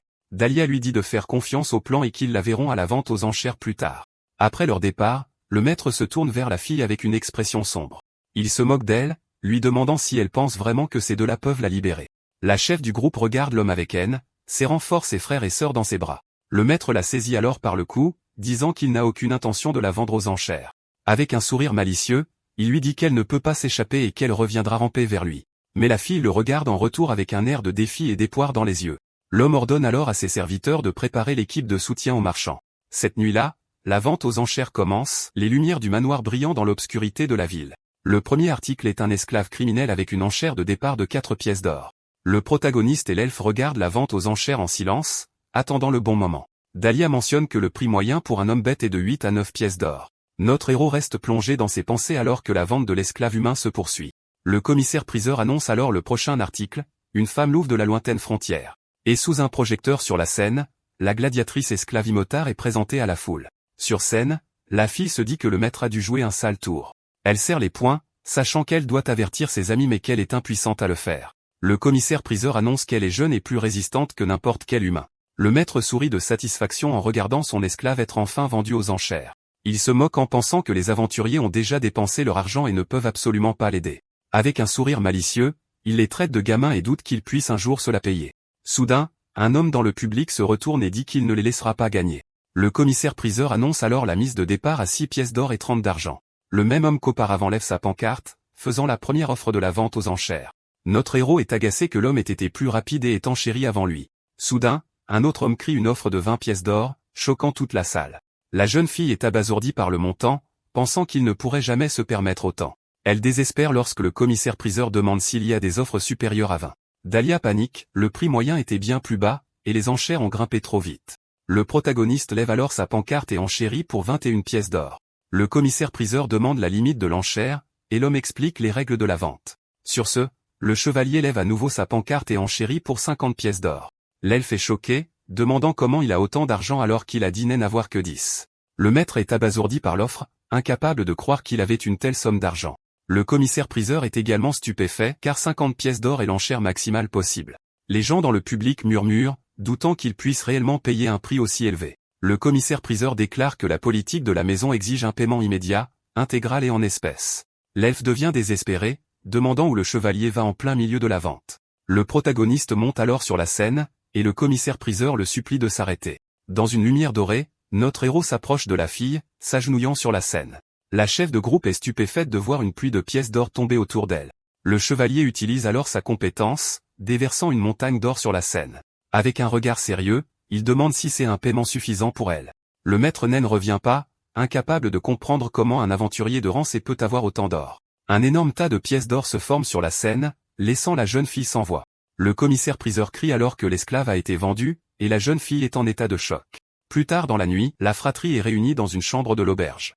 Les deux enfants courent pour embrasser leur grande sœur, qui les attend. Les larmes aux yeux, la jeune fille dit qu'elle est si heureuse qu'ils soient enfin en sécurité. L'elfe demande pourquoi le chevalier n'a pas mentionné qu'il avait autant d'argent de côté. Dahlia sourit, disant qu'il est juste content que tout se soit bien terminé. Le protagoniste se retourne alors pour partir, mais la chef de groupe l'interpelle. L'air extrêmement embarrassé, la jeune fille le remercie de lui avoir sauvé la vie, ainsi que celle de ses frères et sœurs. Elle dit qu'il a sauvé sa famille, et qu'elle ne sait pas comment elle pourra jamais le rembourser. Soudain, l'un des enfants sent une odeur de viande, et notre héros les invite à manger. La jeune fille demande à l'elfe comment ils pourront bien rembourser l'aide du chevalier. Il répond que le héros les a seulement aidés parce qu'il les considère comme ses coéquipiers. Soudain, la chef détecte une odeur de graisse venant du protagoniste et trouve cela étrange. L'archer blond comprend instantanément et, avec une expression paniquée, dit au chevalier d'arrêter. Il se précipite pour arrêter son ami, mais il est déjà trop tard. Notre héros se retourne, confus, tenant une assiette de nourriture à la main. L'un des frères de la fille prend alors un morceau du poulet frit que le chevalier a préparé. Les enfants adorent le goût, disant que c'est la meilleure chose qu'ils n'aient jamais mangée. Dahlia hurle, exigeant de savoir ce qu'il donne à manger aux enfants. La chef dit que le poulet frit ne pose pas de problème, car ils ont des estomacs d'acier. Elle explique qu'ils peuvent manger à peu près n'importe quoi tant que ce n'est pas toxique. Mais ensuite, elle demande de quel genre de poulet il s'agit, et notre héros répond. Il lui dit que c'est de la viande de harpie, et la jeune fille panique en réalisant ce qu'elle a donné à ses frères et sœurs. Elle essaie de leur faire recracher, mais ils insistent sur le fait que c'est trop délicieux. N'ayant pas d'autre choix, la grande sœur prend un morceau et se prépare à goûter elle-même. La jeune fille est stupéfaite par le goût délicieux et se demande si elle rêve. Avec un regard conflictuel, elle se prépare à manger un autre morceau de viande. Elle pense que si elle s'évanouit, les enfants auront peur et arrêteront de manger. Dégoûtée, la chef dit qu'elle préférerait être vaincue plutôt que de manger un monstre répugnant. Néanmoins, elle ferme les yeux et prend une grande bouchée du poulet de harpie. En goûtant la nourriture, elle est complètement choquée par la saveur incroyable. Dahlia demande ce qui ne va pas alors qu'elle se met soudainement à trembler de manière incontrôlable. Il s'inquiète, demandant si elle a été empoisonnée comme le protagoniste l'a été auparavant. Mais la jeune fille crie que la saveur est incroyable, elle et ses frères et sœurs en redemandent. Elle dit qu'elle n'a jamais goûté de viande aussi tendre et juteuse de toute sa vie. Le chevalier sourit et dit que c'est bien, et elle hoche la tête, embarrassée. La chef de groupe insiste sur le fait que ce n'est pas bien et qu'elle n'oubliera jamais cette humiliation. Notre héros se tourne alors vers l'elfe et lui rappelle la dette qu'il a encore. Il exige 90% de ses gains jusqu'à ce que les 70 pièces d'or soient remboursées. L'archer blond perd son sang-froid, le traitant de scélérat sans cœur pour en demander autant. L'accord conclu, Dahlia donne à son ami la récompense qu'il avait promise. Cette nuit-là, ils se rendent tous les deux dans une forêt, et le chevalier demande pourquoi. L'elfe explique qu'il est difficile d'accomplir le rituel dans cette ville, c'est pourquoi ils sont venus ici. Il demande alors au protagoniste de retirer ses gants pour que la bénédiction puisse opérer. Notre héros obtempère, enlevant ses épées gantelées pour recevoir le pouvoir de l'esprit. Il est expliqué que les elfes naissent avec la bénédiction d'un esprit, ce qui définit leur affinité. Cet esprit reste avec eux toute leur vie et peut accorder sa bénédiction à un autre. Mais même s'il s'agit de leur propre esprit, la bénédiction ne peut être donnée qu'une seule fois dans une vie. Dahlia dit que le chevalier est son sauveur et qu'il a exaucé son vœu au centuple. Sur ce, l'elfe invoque l'esprit du vent pour accorder sa bénédiction au héros. Soudain, une rafale de vent enveloppe le protagoniste, et il en sent la puissance. Il ne peut pas le voir, mais il sent le pouvoir de l'esprit affluer dans sa main. Dali explique que les humains volaient autrefois ces bénédictions en utilisant la douleur comme appât. Le chevalier écoute en silence la triste histoire du peuple de son ami. L'elfe dit qu'ils ont une longue mémoire, c'est pourquoi tant d'entre eux souffrent encore du traumatisme. Avec l'aura verte, le protagoniste sent le pouvoir de la bénédiction dans ses mains. Mais l'archer blond déclare qu'il méprise les humains qui causent tant de souffrance. Avec une lueur dans les yeux, il transfère la bénédiction de l'esprit au chevalier. Notre héros reçoit alors le pouvoir du vent dans une explosion d'énergie qui le frappe. Son écran de statut se met à jour, montrant qu'il a acquis une affinité avec l'attribut du vent. Dahlia précise qu'il déteste toujours les humains et que la bénédiction ne change rien entre eux. Il dit que ce n'est pas parce qu'il a donné la bénédiction qu'il a pardonné à l'humanité. Le lendemain, le groupe se retrouve à la guilde pour commencer leur nouveau voyage. Leur chef fait un signe enthousiaste, disant que le chevalier est enfin arrivé pour la mission. Elle explique qu'ils ont trouvé une babysitter non humaine pour ses frères et sœurs. La jeune fille célèbre son premier jour en tant que citoyenne libre et est incroyablement excitée. Avec un sourire, elle leur montre la nouvelle quête qu'elle a prise pour la grotte de cristal. L'elfe est surpris, car la mission se déroule dans un marécage boueux et dangereux. Le protagoniste lit des informations sur le monstre et se demande si la boue a bon goût. Voyant la réaction de son ami, l'archer blond se demande s'il a vraiment l'intention de manger de la boue. L'elfe lui demande si elle a vérifié la présence d'autres monstres, et leur chef dit qu'elle expliquera en chemin. Elle mentionne qu'après la mission, elle doit trouver un endroit où vivre avec ses frères et sœurs. En arrivant à la station de calèche, le groupe trouve un véhicule de luxe et est perplexe. La jeune fille dit que ce n'est pas celle qu'elle a appelée et qu'elle n'a pas les moyens. Soudain, une silhouette en armure squelettique apparaît et les salue tous. Une voix familière sort de la calèche, et l'ancien maître de la fille se révèle. La chef de groupe reconnaît la voix et est choquée de voir son ancien maître là. L'homme sort avec un sourire, disant qu'il ne voulait pas arriver si tard. Le chevalier demande ce qu'il veut, et l'homme répond qu'elle lui a manqué. Avec un regard malveillant, il dit qu'il est là pour leur faire une proposition. Il suggère alors qu'ils lui rendent l'esclave, ce qui surprend le héros. Le chevalier se tourne vers lui et commence à trembler de rage face à cette proposition absurde. L'elfe panique, disant que l'affaire est déjà réglée et que l'accord a été finalisé. Le maître se moque, disant à la fille de ne pas le regarder d'un air si méchant. Il les prévient que ses gardes sont tous deux de niveau supérieur à 60 et qu'ils ne peuvent pas les arrêter. Le protagoniste s'avance alors et s'adresse à l'homme par son nom complet. Le maître offre 100 pièces pour avoir l'esclave, mais notre héros refuse. L'homme est choqué par le refus et ne comprend pas ce qui se passe. L'elfe est furieux de l'audace du maître, le traitant de fiefé coquin. Sur ce, le maître offre 150 pièces, mais le chevalier refuse à nouveau. Imotard s'avance, criant que le héros ne la vendrait pas pour 100 millions de pièces d'or. L'homme se moque et augmente l'offre à 200 pièces d'or, toujours confiant de réussir. Dahlia devient désespéré face à l'offre et dit au chevalier d'arrêter ne serait-ce que d'y penser. Soudain, l'homme qui s'est occupé des papiers déclare que Marraine ne faisait que jouer avec lui. Il précise ensuite que les documents ont été détruits, faisant de la jeune fille une personne libre. Notre héros prévient que s'il lui manque de respect à nouveau, les choses ne se termineront pas bien pour lui. Plein de haine, le maître les traite de pathétiques pour avoir agi de manière si courageuse et amicale. Il dit alors qu'il pensait pouvoir résoudre cela avec de l'argent, mais qu'il ne renoncera pas à elle. Sur ce, l'elfe la tire en arrière, déclarant qu'il devra la prendre de force s'il la veut. Mais soudain, le maître est frappé d'un puissant coup de poing au visage et projeté en arrière. Imotard dit qu'elle ne supportait plus de l'écouter et qu'elle devait y mettre un terme. Rayonnant d'une aura rouge, la jeune fille crie qu'elle n'est plus son esclave et exige son respect. Un des chevaliers squelettes s'apprête à attaquer la jeune fille pour son insolence, mais le protagoniste l'arrête, l'avertissant de ne pas tirer son épée si imprudemment. D'un mouvement rapide, notre héros plaque le chevalier squelette au sol avec une force immense. L'autre garde est irrité par cela et prépare son arc pour attaquer notre héros. Le protagoniste se baisse alors et ramasse une petite pierre sur le sol pour se défendre. Il lance alors la pierre avec une telle force qu'elle fend l'air comme une lame tranchante. Le garde est touché en plein dans le mille, crachant quelque chose avant de s'effondrer, vaincu. Le maître exige alors de connaître son niveau, et Maren révèle qu'il est de 95. La jeune fille est choquée d'apprendre que le protagoniste est de niveau 95, et l'elfe est tout aussi surpris. Avec un sourire narquois, la jeune fille attrape le maître, disant qu'ils n'ont pas encore fini. Soudain, un cri de douleur résonne dans la rue alors que le passage à tabac de l'homme se poursuit. L'elfe l'avertit alors qu'ils seront en retard pour leur calèche et doivent bientôt partir. Avec un sourire, la jeune fille dit qu'elle a terminé son travail et que l'homme est maintenant inconscient.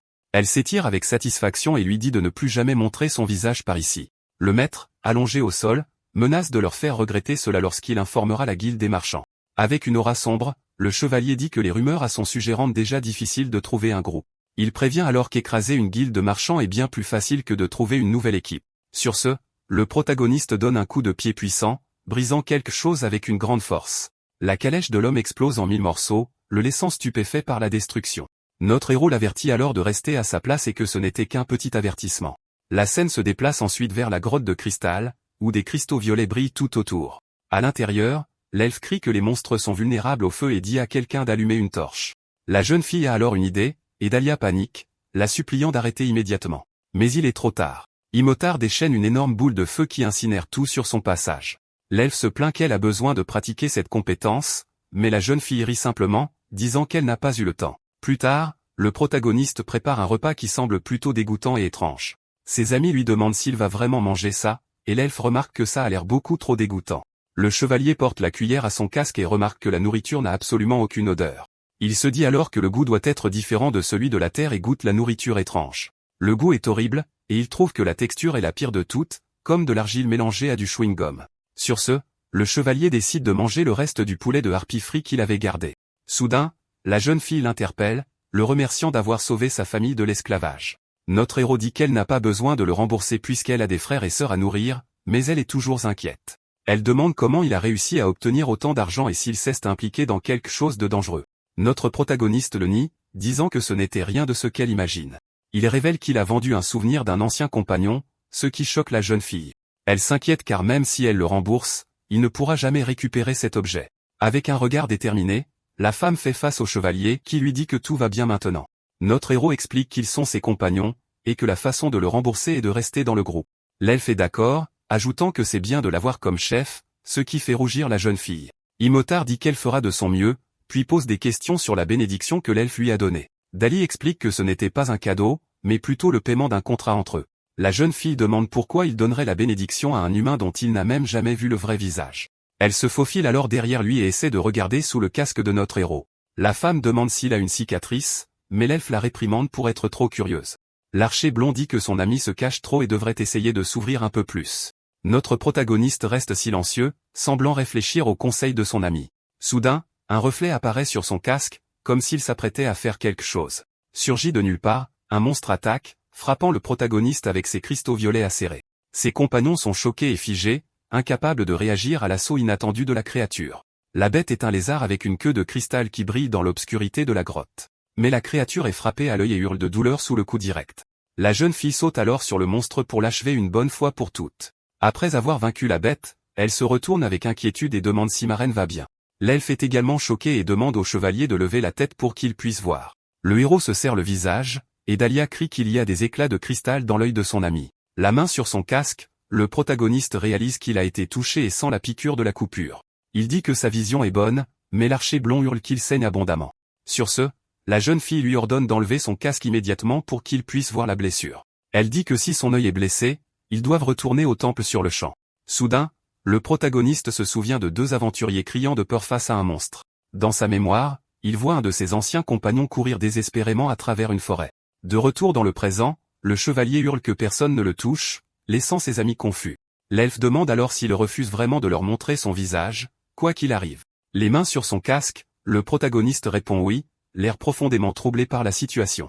Il commence alors à paniquer, les suppliant d'arrêter et de ne pas regarder son visage.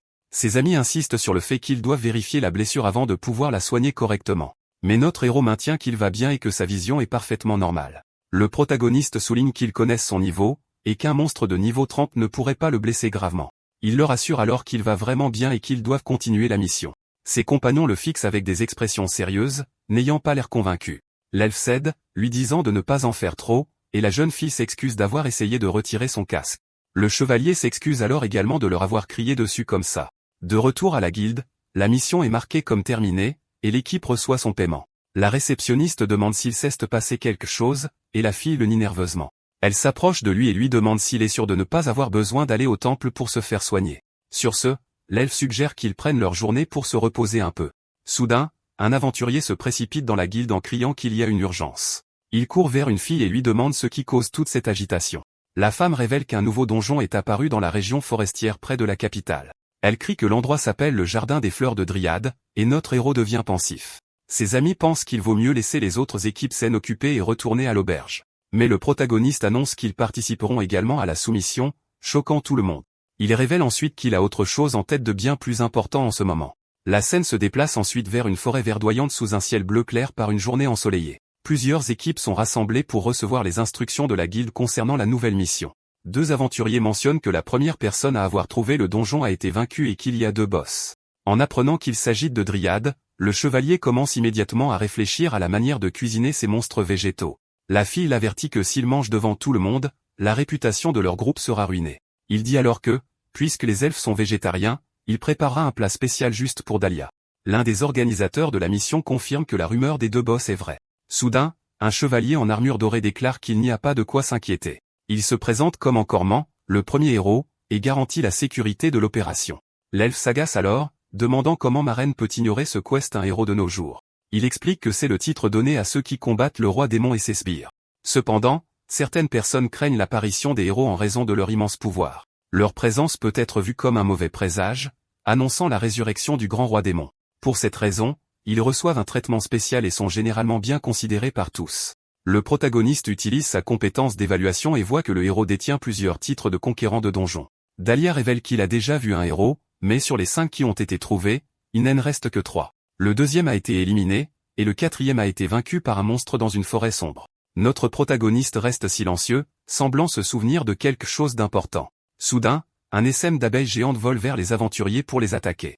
L'elfe se préparait, avec son arc et ses flèches, vise précisément les créatures volantes. D'un tir parfait, il frappe les monstres avec ses flèches d'énergie verdoyante. La fille se joint également à la mêlée, abattant l'une des abeilles d'un puissant coup de poing. Le chevalier passe à l'action, abattant les ennemis d'un coup d'épée rapide. 2 spectateurs commentent que l'équipe désordonnée est assez forte et compétente. La fille rit du fait que le nom de leur groupe se fait connaître, et l'elfe lui dit de se concentrer. Le plan est que le héros et l'équipe de Rambé s'occupent des boss pendant que les autres fournissent un soutien. Soudain, l'un des boss Dryade, de niveau 58, apparaît devant eux. L'équipe de Rambé semble avoir du mal, et l'un d'eux se plaint qu'il se ridiculise. Le héros entre alors dans le combat pour retenir le monstre, leur demandant de l'occuper un instant. Avec son épée brillante, le jeune homme blond se prépare à porter le coup de grâce. D'un coup puissant, il tranche le monstre en 2, battant le premier boss du donjon. Les autres aventuriers sont stupéfaits par la puissance du héros et le félicitent pour sa victoire. Avec un sourire confiant, le jeune homme se vante de sa force et de sa récente victoire. Mais soudain, l'autre boss Dryade pousse un rugissement furieux à la défaite de son partenaire. Les aventuriers se demandent pourquoi la créature est si bruyante mais n'y prêtent pas beaucoup d'attention. La créature se transforme alors en une forme beaucoup plus sombre et plus puissante qu'auparavant. Le monstre attaque sans prévenir, attrapant l'une des aventurières, qui crie à l'aide. Le protagoniste réalise qu'il y a une astuce, le donjon a plusieurs boss qui doivent être combattus. Il comprend alors que les 2 boss doivent être vaincus en même temps pour remporter la victoire. La créature évolue en Tyrone, son niveau grimpant à 70 et semant la peur chez tout le monde. Son compagnon elfe demande ce qu'il voit, alors que notre héros crie à tout le monde de reculer immédiatement. Face à cela, le héros est également décontenancé, déclarant que le monstre dépasse désormais de loin leurs capacités. Il décide de leur faire gagner du temps, exhortant les autres aventuriers à fuir aussi vite que possible. Mais les lianes de la bête piègent les autres, et le guerrier blond les traite de nuisances complètes pour cela. Il est révélé qu'il avait précédemment acheté des informations à la guilde des voleurs sur ce nouveau donjon. Il admet avoir menti exprès, reprochant aux autres de lui avoir fait confiance aveuglément sans vérifier par eux-mêmes. Sans se soucier de leur sort, il se dirige vers la monstruosité avec un sourire narquois. Le jeune homme se prépare au combat, déclarant qu'il est temps d'en finir comme un vrai héros. Mais sans prévenir, le monstre lance une malédiction l'empêchant d'utiliser ses compétences pendant 10 minutes. Stupéfait, il se demande ce qui se passe car il n'avait rien entendu parler d'une capacité de malédiction. Sur ce, La créature le projette en l'air avec une force immense, ne lui laissant aucune chance de se défendre. Ensuite, le monstre l'écrase au sol avec un coup d'une puissance dévastatrice. Pris dans les lianes, l'homme blond lutte pour se libérer, pensant qu'il lui suffit de les couper pour s'échapper. Saisissant l'opportunité, la bête charge pour frapper le héros immobilisé. Il prend un coup direct et crie, ses yeux devenant blancs sous la force de l'impact. Témoin de la défaite du héros, les autres aventuriers paniquent et commencent à battre en retraite. Notre protagoniste réalise que si cela continue, beaucoup d'autres tomberont. Il regarde la créature poursuivre les autres et se prépare à entrer enfin dans la mêlée. Alors que son épée commence à briller, le chevalier se demande à quel point il doit se retenir. Notre héros fait face à la créature colossale, se demandant s'il devrait se retenir ne serait-ce qu'un peu. S'élançant, il porte un coup rapide et précis, tranchant le monstre avec sa lame étincelante. Cette attaque est si puissante qu'une vague d'énergie bleue anéantit les environs. De nombreux arbres sont coupés en deux et s'effondrent, démontrant la puissance brute du coup. Une fois la poussière retombée, un écran de notification se matérialise devant notre héros. Son message annonce qu'il a acquis le titre de conquérant du Jardin des Dryades. Ses amis se précipitent, choqués, tandis que le chevalier réfléchit au nouveau titre qu'il vient de gagner.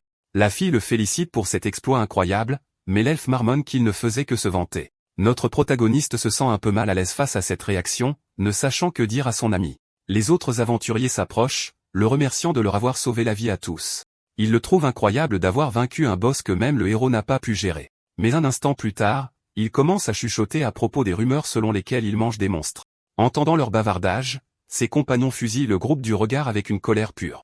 La fille fulmine devant leur ingratitude, tandis que l'elfe crie si c'est dans la nature humaine de répondre à la gentillesse par la méchanceté. Elle lui dit de fiche le camp, et Dahlia lui demande d'apporter du sel pour conjurer le mauvais sort. Pendant ce temps, l'un des aventuriers s'approche pour aider le héros déchu. Le guerrier blond est enragé, incapable de comprendre comment un aventurier de rang C a pu lui voler son titre de conquérant.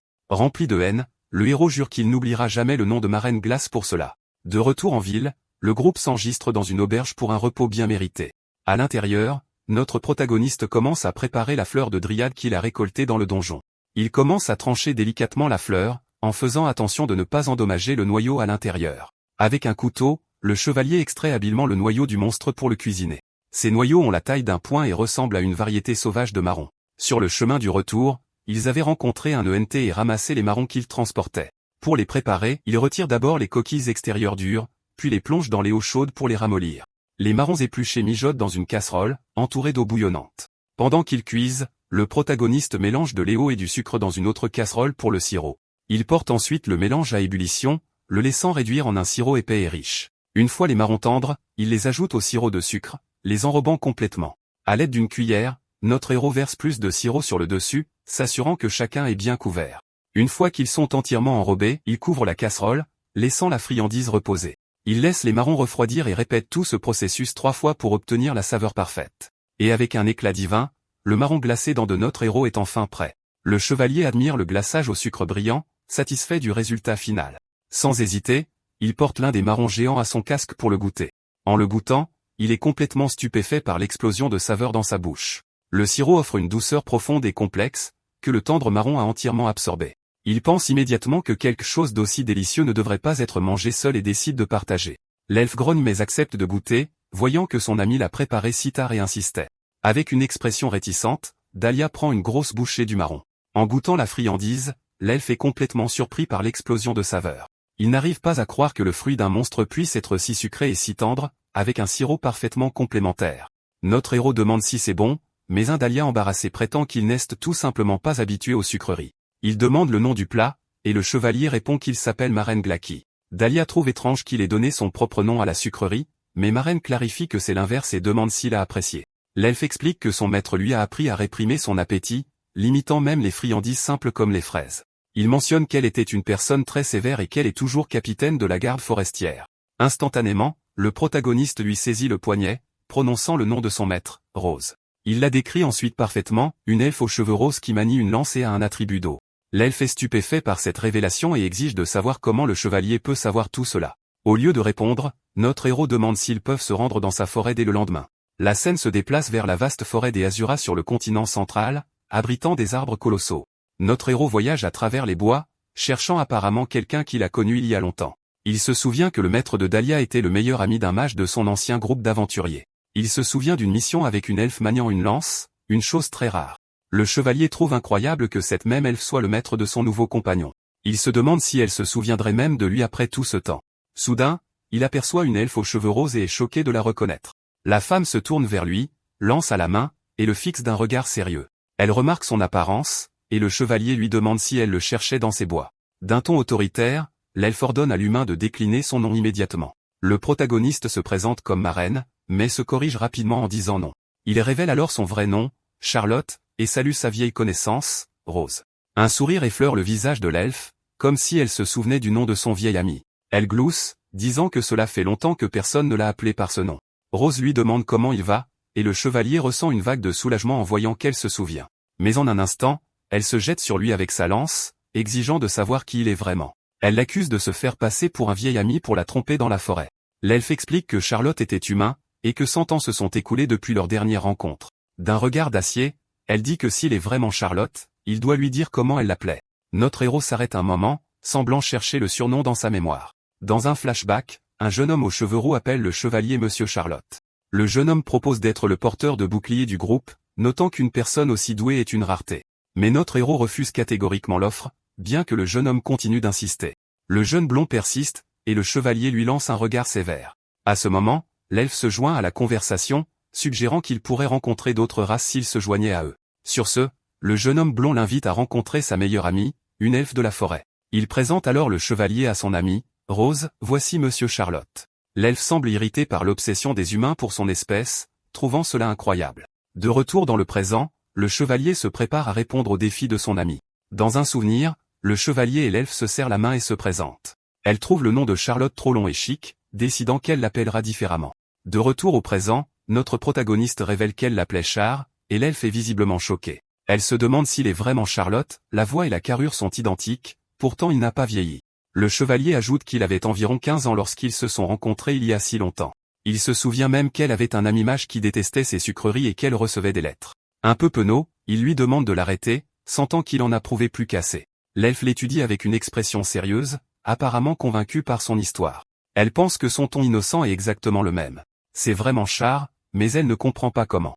Sur ce, Rose est enfin convaincue qu'il est son vieil ami, revenu après un siècle. Elle lui dit alors de la suivre, expliquant qu'il y a quelque chose d'important qu'elle doit vérifier. Plus tard, à l'intérieur de la cabane de l'elfe, le reflet du casque de notre héros brille dans un verre. Elle s'excuse de n'avoir rien à servir, mais il l'assure que cela n'a pas d'importance. Le chevalier demande si elle vit seule, et Rose explique que cela simplifie sa tâche de gardienne de la forêt. Il remarque qu'elle n'a pas vieilli d'un jour en 100 ans, ce qui l'incite à lui demander pourquoi il porte ce casque. Notre protagoniste répond qu'il a ses raisons, sans donner plus d'explications. Sur ce, l'elfe demande à voir sa main, espérant comprendre ce qui se passe. En la tenant, elle réalise qu'il n'a pas vieilli non plus. Le temps s'est en quelque sorte arrêté pour lui. Il demande alors si leur ami, Carlos, est aussi vivant et jeune que lui. D'un air chagriné, l'elfe révèle que non seulement Carlos mais tous les autres sont partis, elle est la seule survivante du groupe. Le chevalier comprend, notant qu'après un siècle, tous les humains seraient naturellement décédés. L'elfe admet que, honnêtement, elle avait supposé que tous ses vieux amis étaient partis depuis longtemps. Elle explique qu'après être devenue aventurière, son seul contact avec Carlos se faisait par lettres. Mais ensuite, les réponses ont cessé, et elle n'a eu aucune nouvelle de lui pendant 20 ans. Suite à cela, son groupe, Romanchat, a disparu sans laisser de traces. Rose dit que si la disparition de mercenaires n'était pas chose rare, c'était une nouvelle majeure pour une équipe aussi forte que la leur. Elle ne pouvait pas l'accepter et garder espoir d'avoir des nouvelles, mais trop de temps a passé. Pour cette raison, elle est plus stupéfaite qu'heureuse et lui demande comment il a vécu sans vieillir. Notre protagoniste prononce son nom, se préparant à dire toute la vérité à sa vieille amie. Il lui rappelle l'objet rare qu'elle a acquis la dernière fois qu'ils ont fait équipe. C'était le livre de compétences arachnophobie qu'ils ont obtenu de la reine des araignées, Regina Rana. Rose se souvient qu'il était le seul évaluateur de leur groupe et qu'il a identifié l'objet pour elle. Plaçant une main sur sa poitrine, le chevalier déclare que cet objet est précisément la raison pour laquelle il est encore en vie, et avec une expression sombre, il révèle que c'est aussi pourquoi ses anciens compagnons sont partis. La scène revient 100 ans en arrière, dans une forêt verdoyante sous un soleil couchant. L'ancien groupe du protagoniste fait face à une horde de gobelins aux yeux rouges furieux. Le chevalier se défend avec son bouclier alors que les monstres se ruent pour attaquer. Ses compagnons sont surpris par les créatures, se demandant ce qu'elles sont. Le chef de leur groupe ordonne à Charlotte de tenir la ligne de front pendant que les autres attaquent. Notre protagoniste plante fermement son bouclier, protégeant tout le monde de l'assaut des gobelins. L'archer du groupe encoche une flèche brillante, se préparant à déclencher une attaque de zone. Suite à cela, une pluie de lumière s'abat sur les monstres, en éliminant plusieurs d'un coup. Le chef appelle Carlos, et le mage confirme qu'il est prêt à lancer son sort de feu. Un mur de flammes massif incinère les gobelins, qui hurlent sous l'attaque intense. Une fois la poussière retombée, les corps des monstres jonchent le sol, et le chevalier sent que quelque chose ne va pas. L'archer se plaint que leur client a menti, car la zone est infestée de monstres étranges. L'un suggère de battre en retraite, mais le chef insiste que ce n'est pas une blague, concluant que leurs informations étaient erronées. D'un air sombre et inquiet, un autre compagnon convient que la situation est grave. Soudain, une silhouette encapuchonnée apparaît, se plaignant qu'ils ont détruit ses créations. L'archer sursaute, et le chevalier se place devant elle pour la protéger de la mystérieuse silhouette. La chef remarque que quelque chose cloche chez elle et dit à tout le monde de se tenir prêt à combattre. Elle se présente comme une aventurière et déclare que la forêt est interdite aux étrangers. La silhouette déclare qu'il l'irrite, et le groupe est horrifié de réaliser qu'il était des sujets de test. Brandissant une griffe acérée, la personne prétend qu'ils ont interrompu son rituel sacré de la forêt. Alors qu'elle rejette sa capuche, une créature couverte d'écailles de lézard est révélée au groupe. Le chevalier s'interroge sur sa race, sentant que quelque chose ne va vraiment pas. Il utilise rapidement sa compétence d'évaluation et est horrifié de découvrir que la créature appartient à la race des dragons. Sans hésiter une seconde, notre protagoniste se jette devant ses amis pour les protéger. La scène revient au présent avec le chevalier et Rose dans sa cabane en forêt. Il est perdu dans ses souvenirs et prononce soudain le nom complet de son ami tombé au combat. De retour au combat, le chevalier est projeté contre un arbre par le coup puissant de la créature. Il s'effondre au sol, blessé, tandis que ses compagnons crient son nom avec inquiétude. La dragonne ricane, déclarant qu'elle les utilisera comme offrande pour son rituel sacré. La chef ordonne à tout le monde de se préparer au combat, disant à demi de soigner Charlotte. Avec un sourire narquois, la créature dit que même les insectes méritent de savoir qui les écrase. Elle se présente alors comme la dragonne dorée, le summum de l'intellect draconique. Le mage est terrifié par cela, et la chef avertit tout le monde d'être vigilant, car elle est incroyablement puissante. Carlos réalise qu'il doit fuir et décide d'utiliser un sort pour l'aveugler, leur faisant gagner du temps. Mais en un instant, une griffe transperce sa poitrine, et le mage s'effondre, mort. L'archère crie le nom de son ami tandis que la dragonne se moque d'un humain osant utiliser la magie sur elle. Enragée, la jeune femme tire une flèche vers la bête pour venger son ami. Mais la dragonne esquive sans effort et contre-attaque d'un coup fatal, l'abattant sur le champ. La chef du groupe est sous le choc, incapable de voir ou même d'entendre l'attaque de la créature. Elle comprend enfin à quel point un dragon peut être puissant et l'immense danger auquel ils font face. Avec des yeux écarquillés et terrifiés, la chef désespère, se demandant ce qu'il pourrait bien faire. Elle jette un regard à ses camarades tombés, voyant qu'ils tiennent à peine le coup. La chef pense que le soin de zone de Demian pourrait les sauver, mais il lui faudrait du temps. Sur ce, le prêtre du groupe décide d'attirer l'attention de la dragonne pour créer une ouverture. Leur chef se tourne vers la créature, lui demandant ce qu'une dragonne fait dans un endroit pareil. Avec un regard malveillant, la dragonne révèle son unique désir, la résurrection du roi démon. Elle explique qu'en tant que dragonne dorée, elle a reçu une révélation sur l'avenir du monde. Pour purifier le monde, le fléau connu sous le nom d'humanité doit être complètement éradiqué. Mais un être l'a réalisé avant elle, le roi démon, qui a dédié sa vie à cette cause. La dragonne avoue qu'elle est tombée amoureuse de cet homme puissant et qu'elle sera sa reine à son retour. Les yeux brillants, elle se proclame la dragonne dorée qui est tombée amoureuse du roi démon. Elle se présente alors à nouveau comme la dragonne folle salvatrice et prépare un assaut général. Le prêtre pense qu'elle est complètement folle, mais sa divagation leur a fait gagner le temps dont ils avaient besoin. Il est sur le point de lancer le soin de zone, prévoyant d'attraper tout le monde pour s'échapper en toute sécurité. Mais sans crier gare, la dragonne apparaît et là-bas, sa griffe lui transperçant la poitrine. La chef hurle son nom tandis que la créature se moque de lui pour avoir cru qu'elle ne verrait pas leur ruse. Furieuse, la guerrière charge avec son épée, visant à frapper la dragonne et à venger son ami.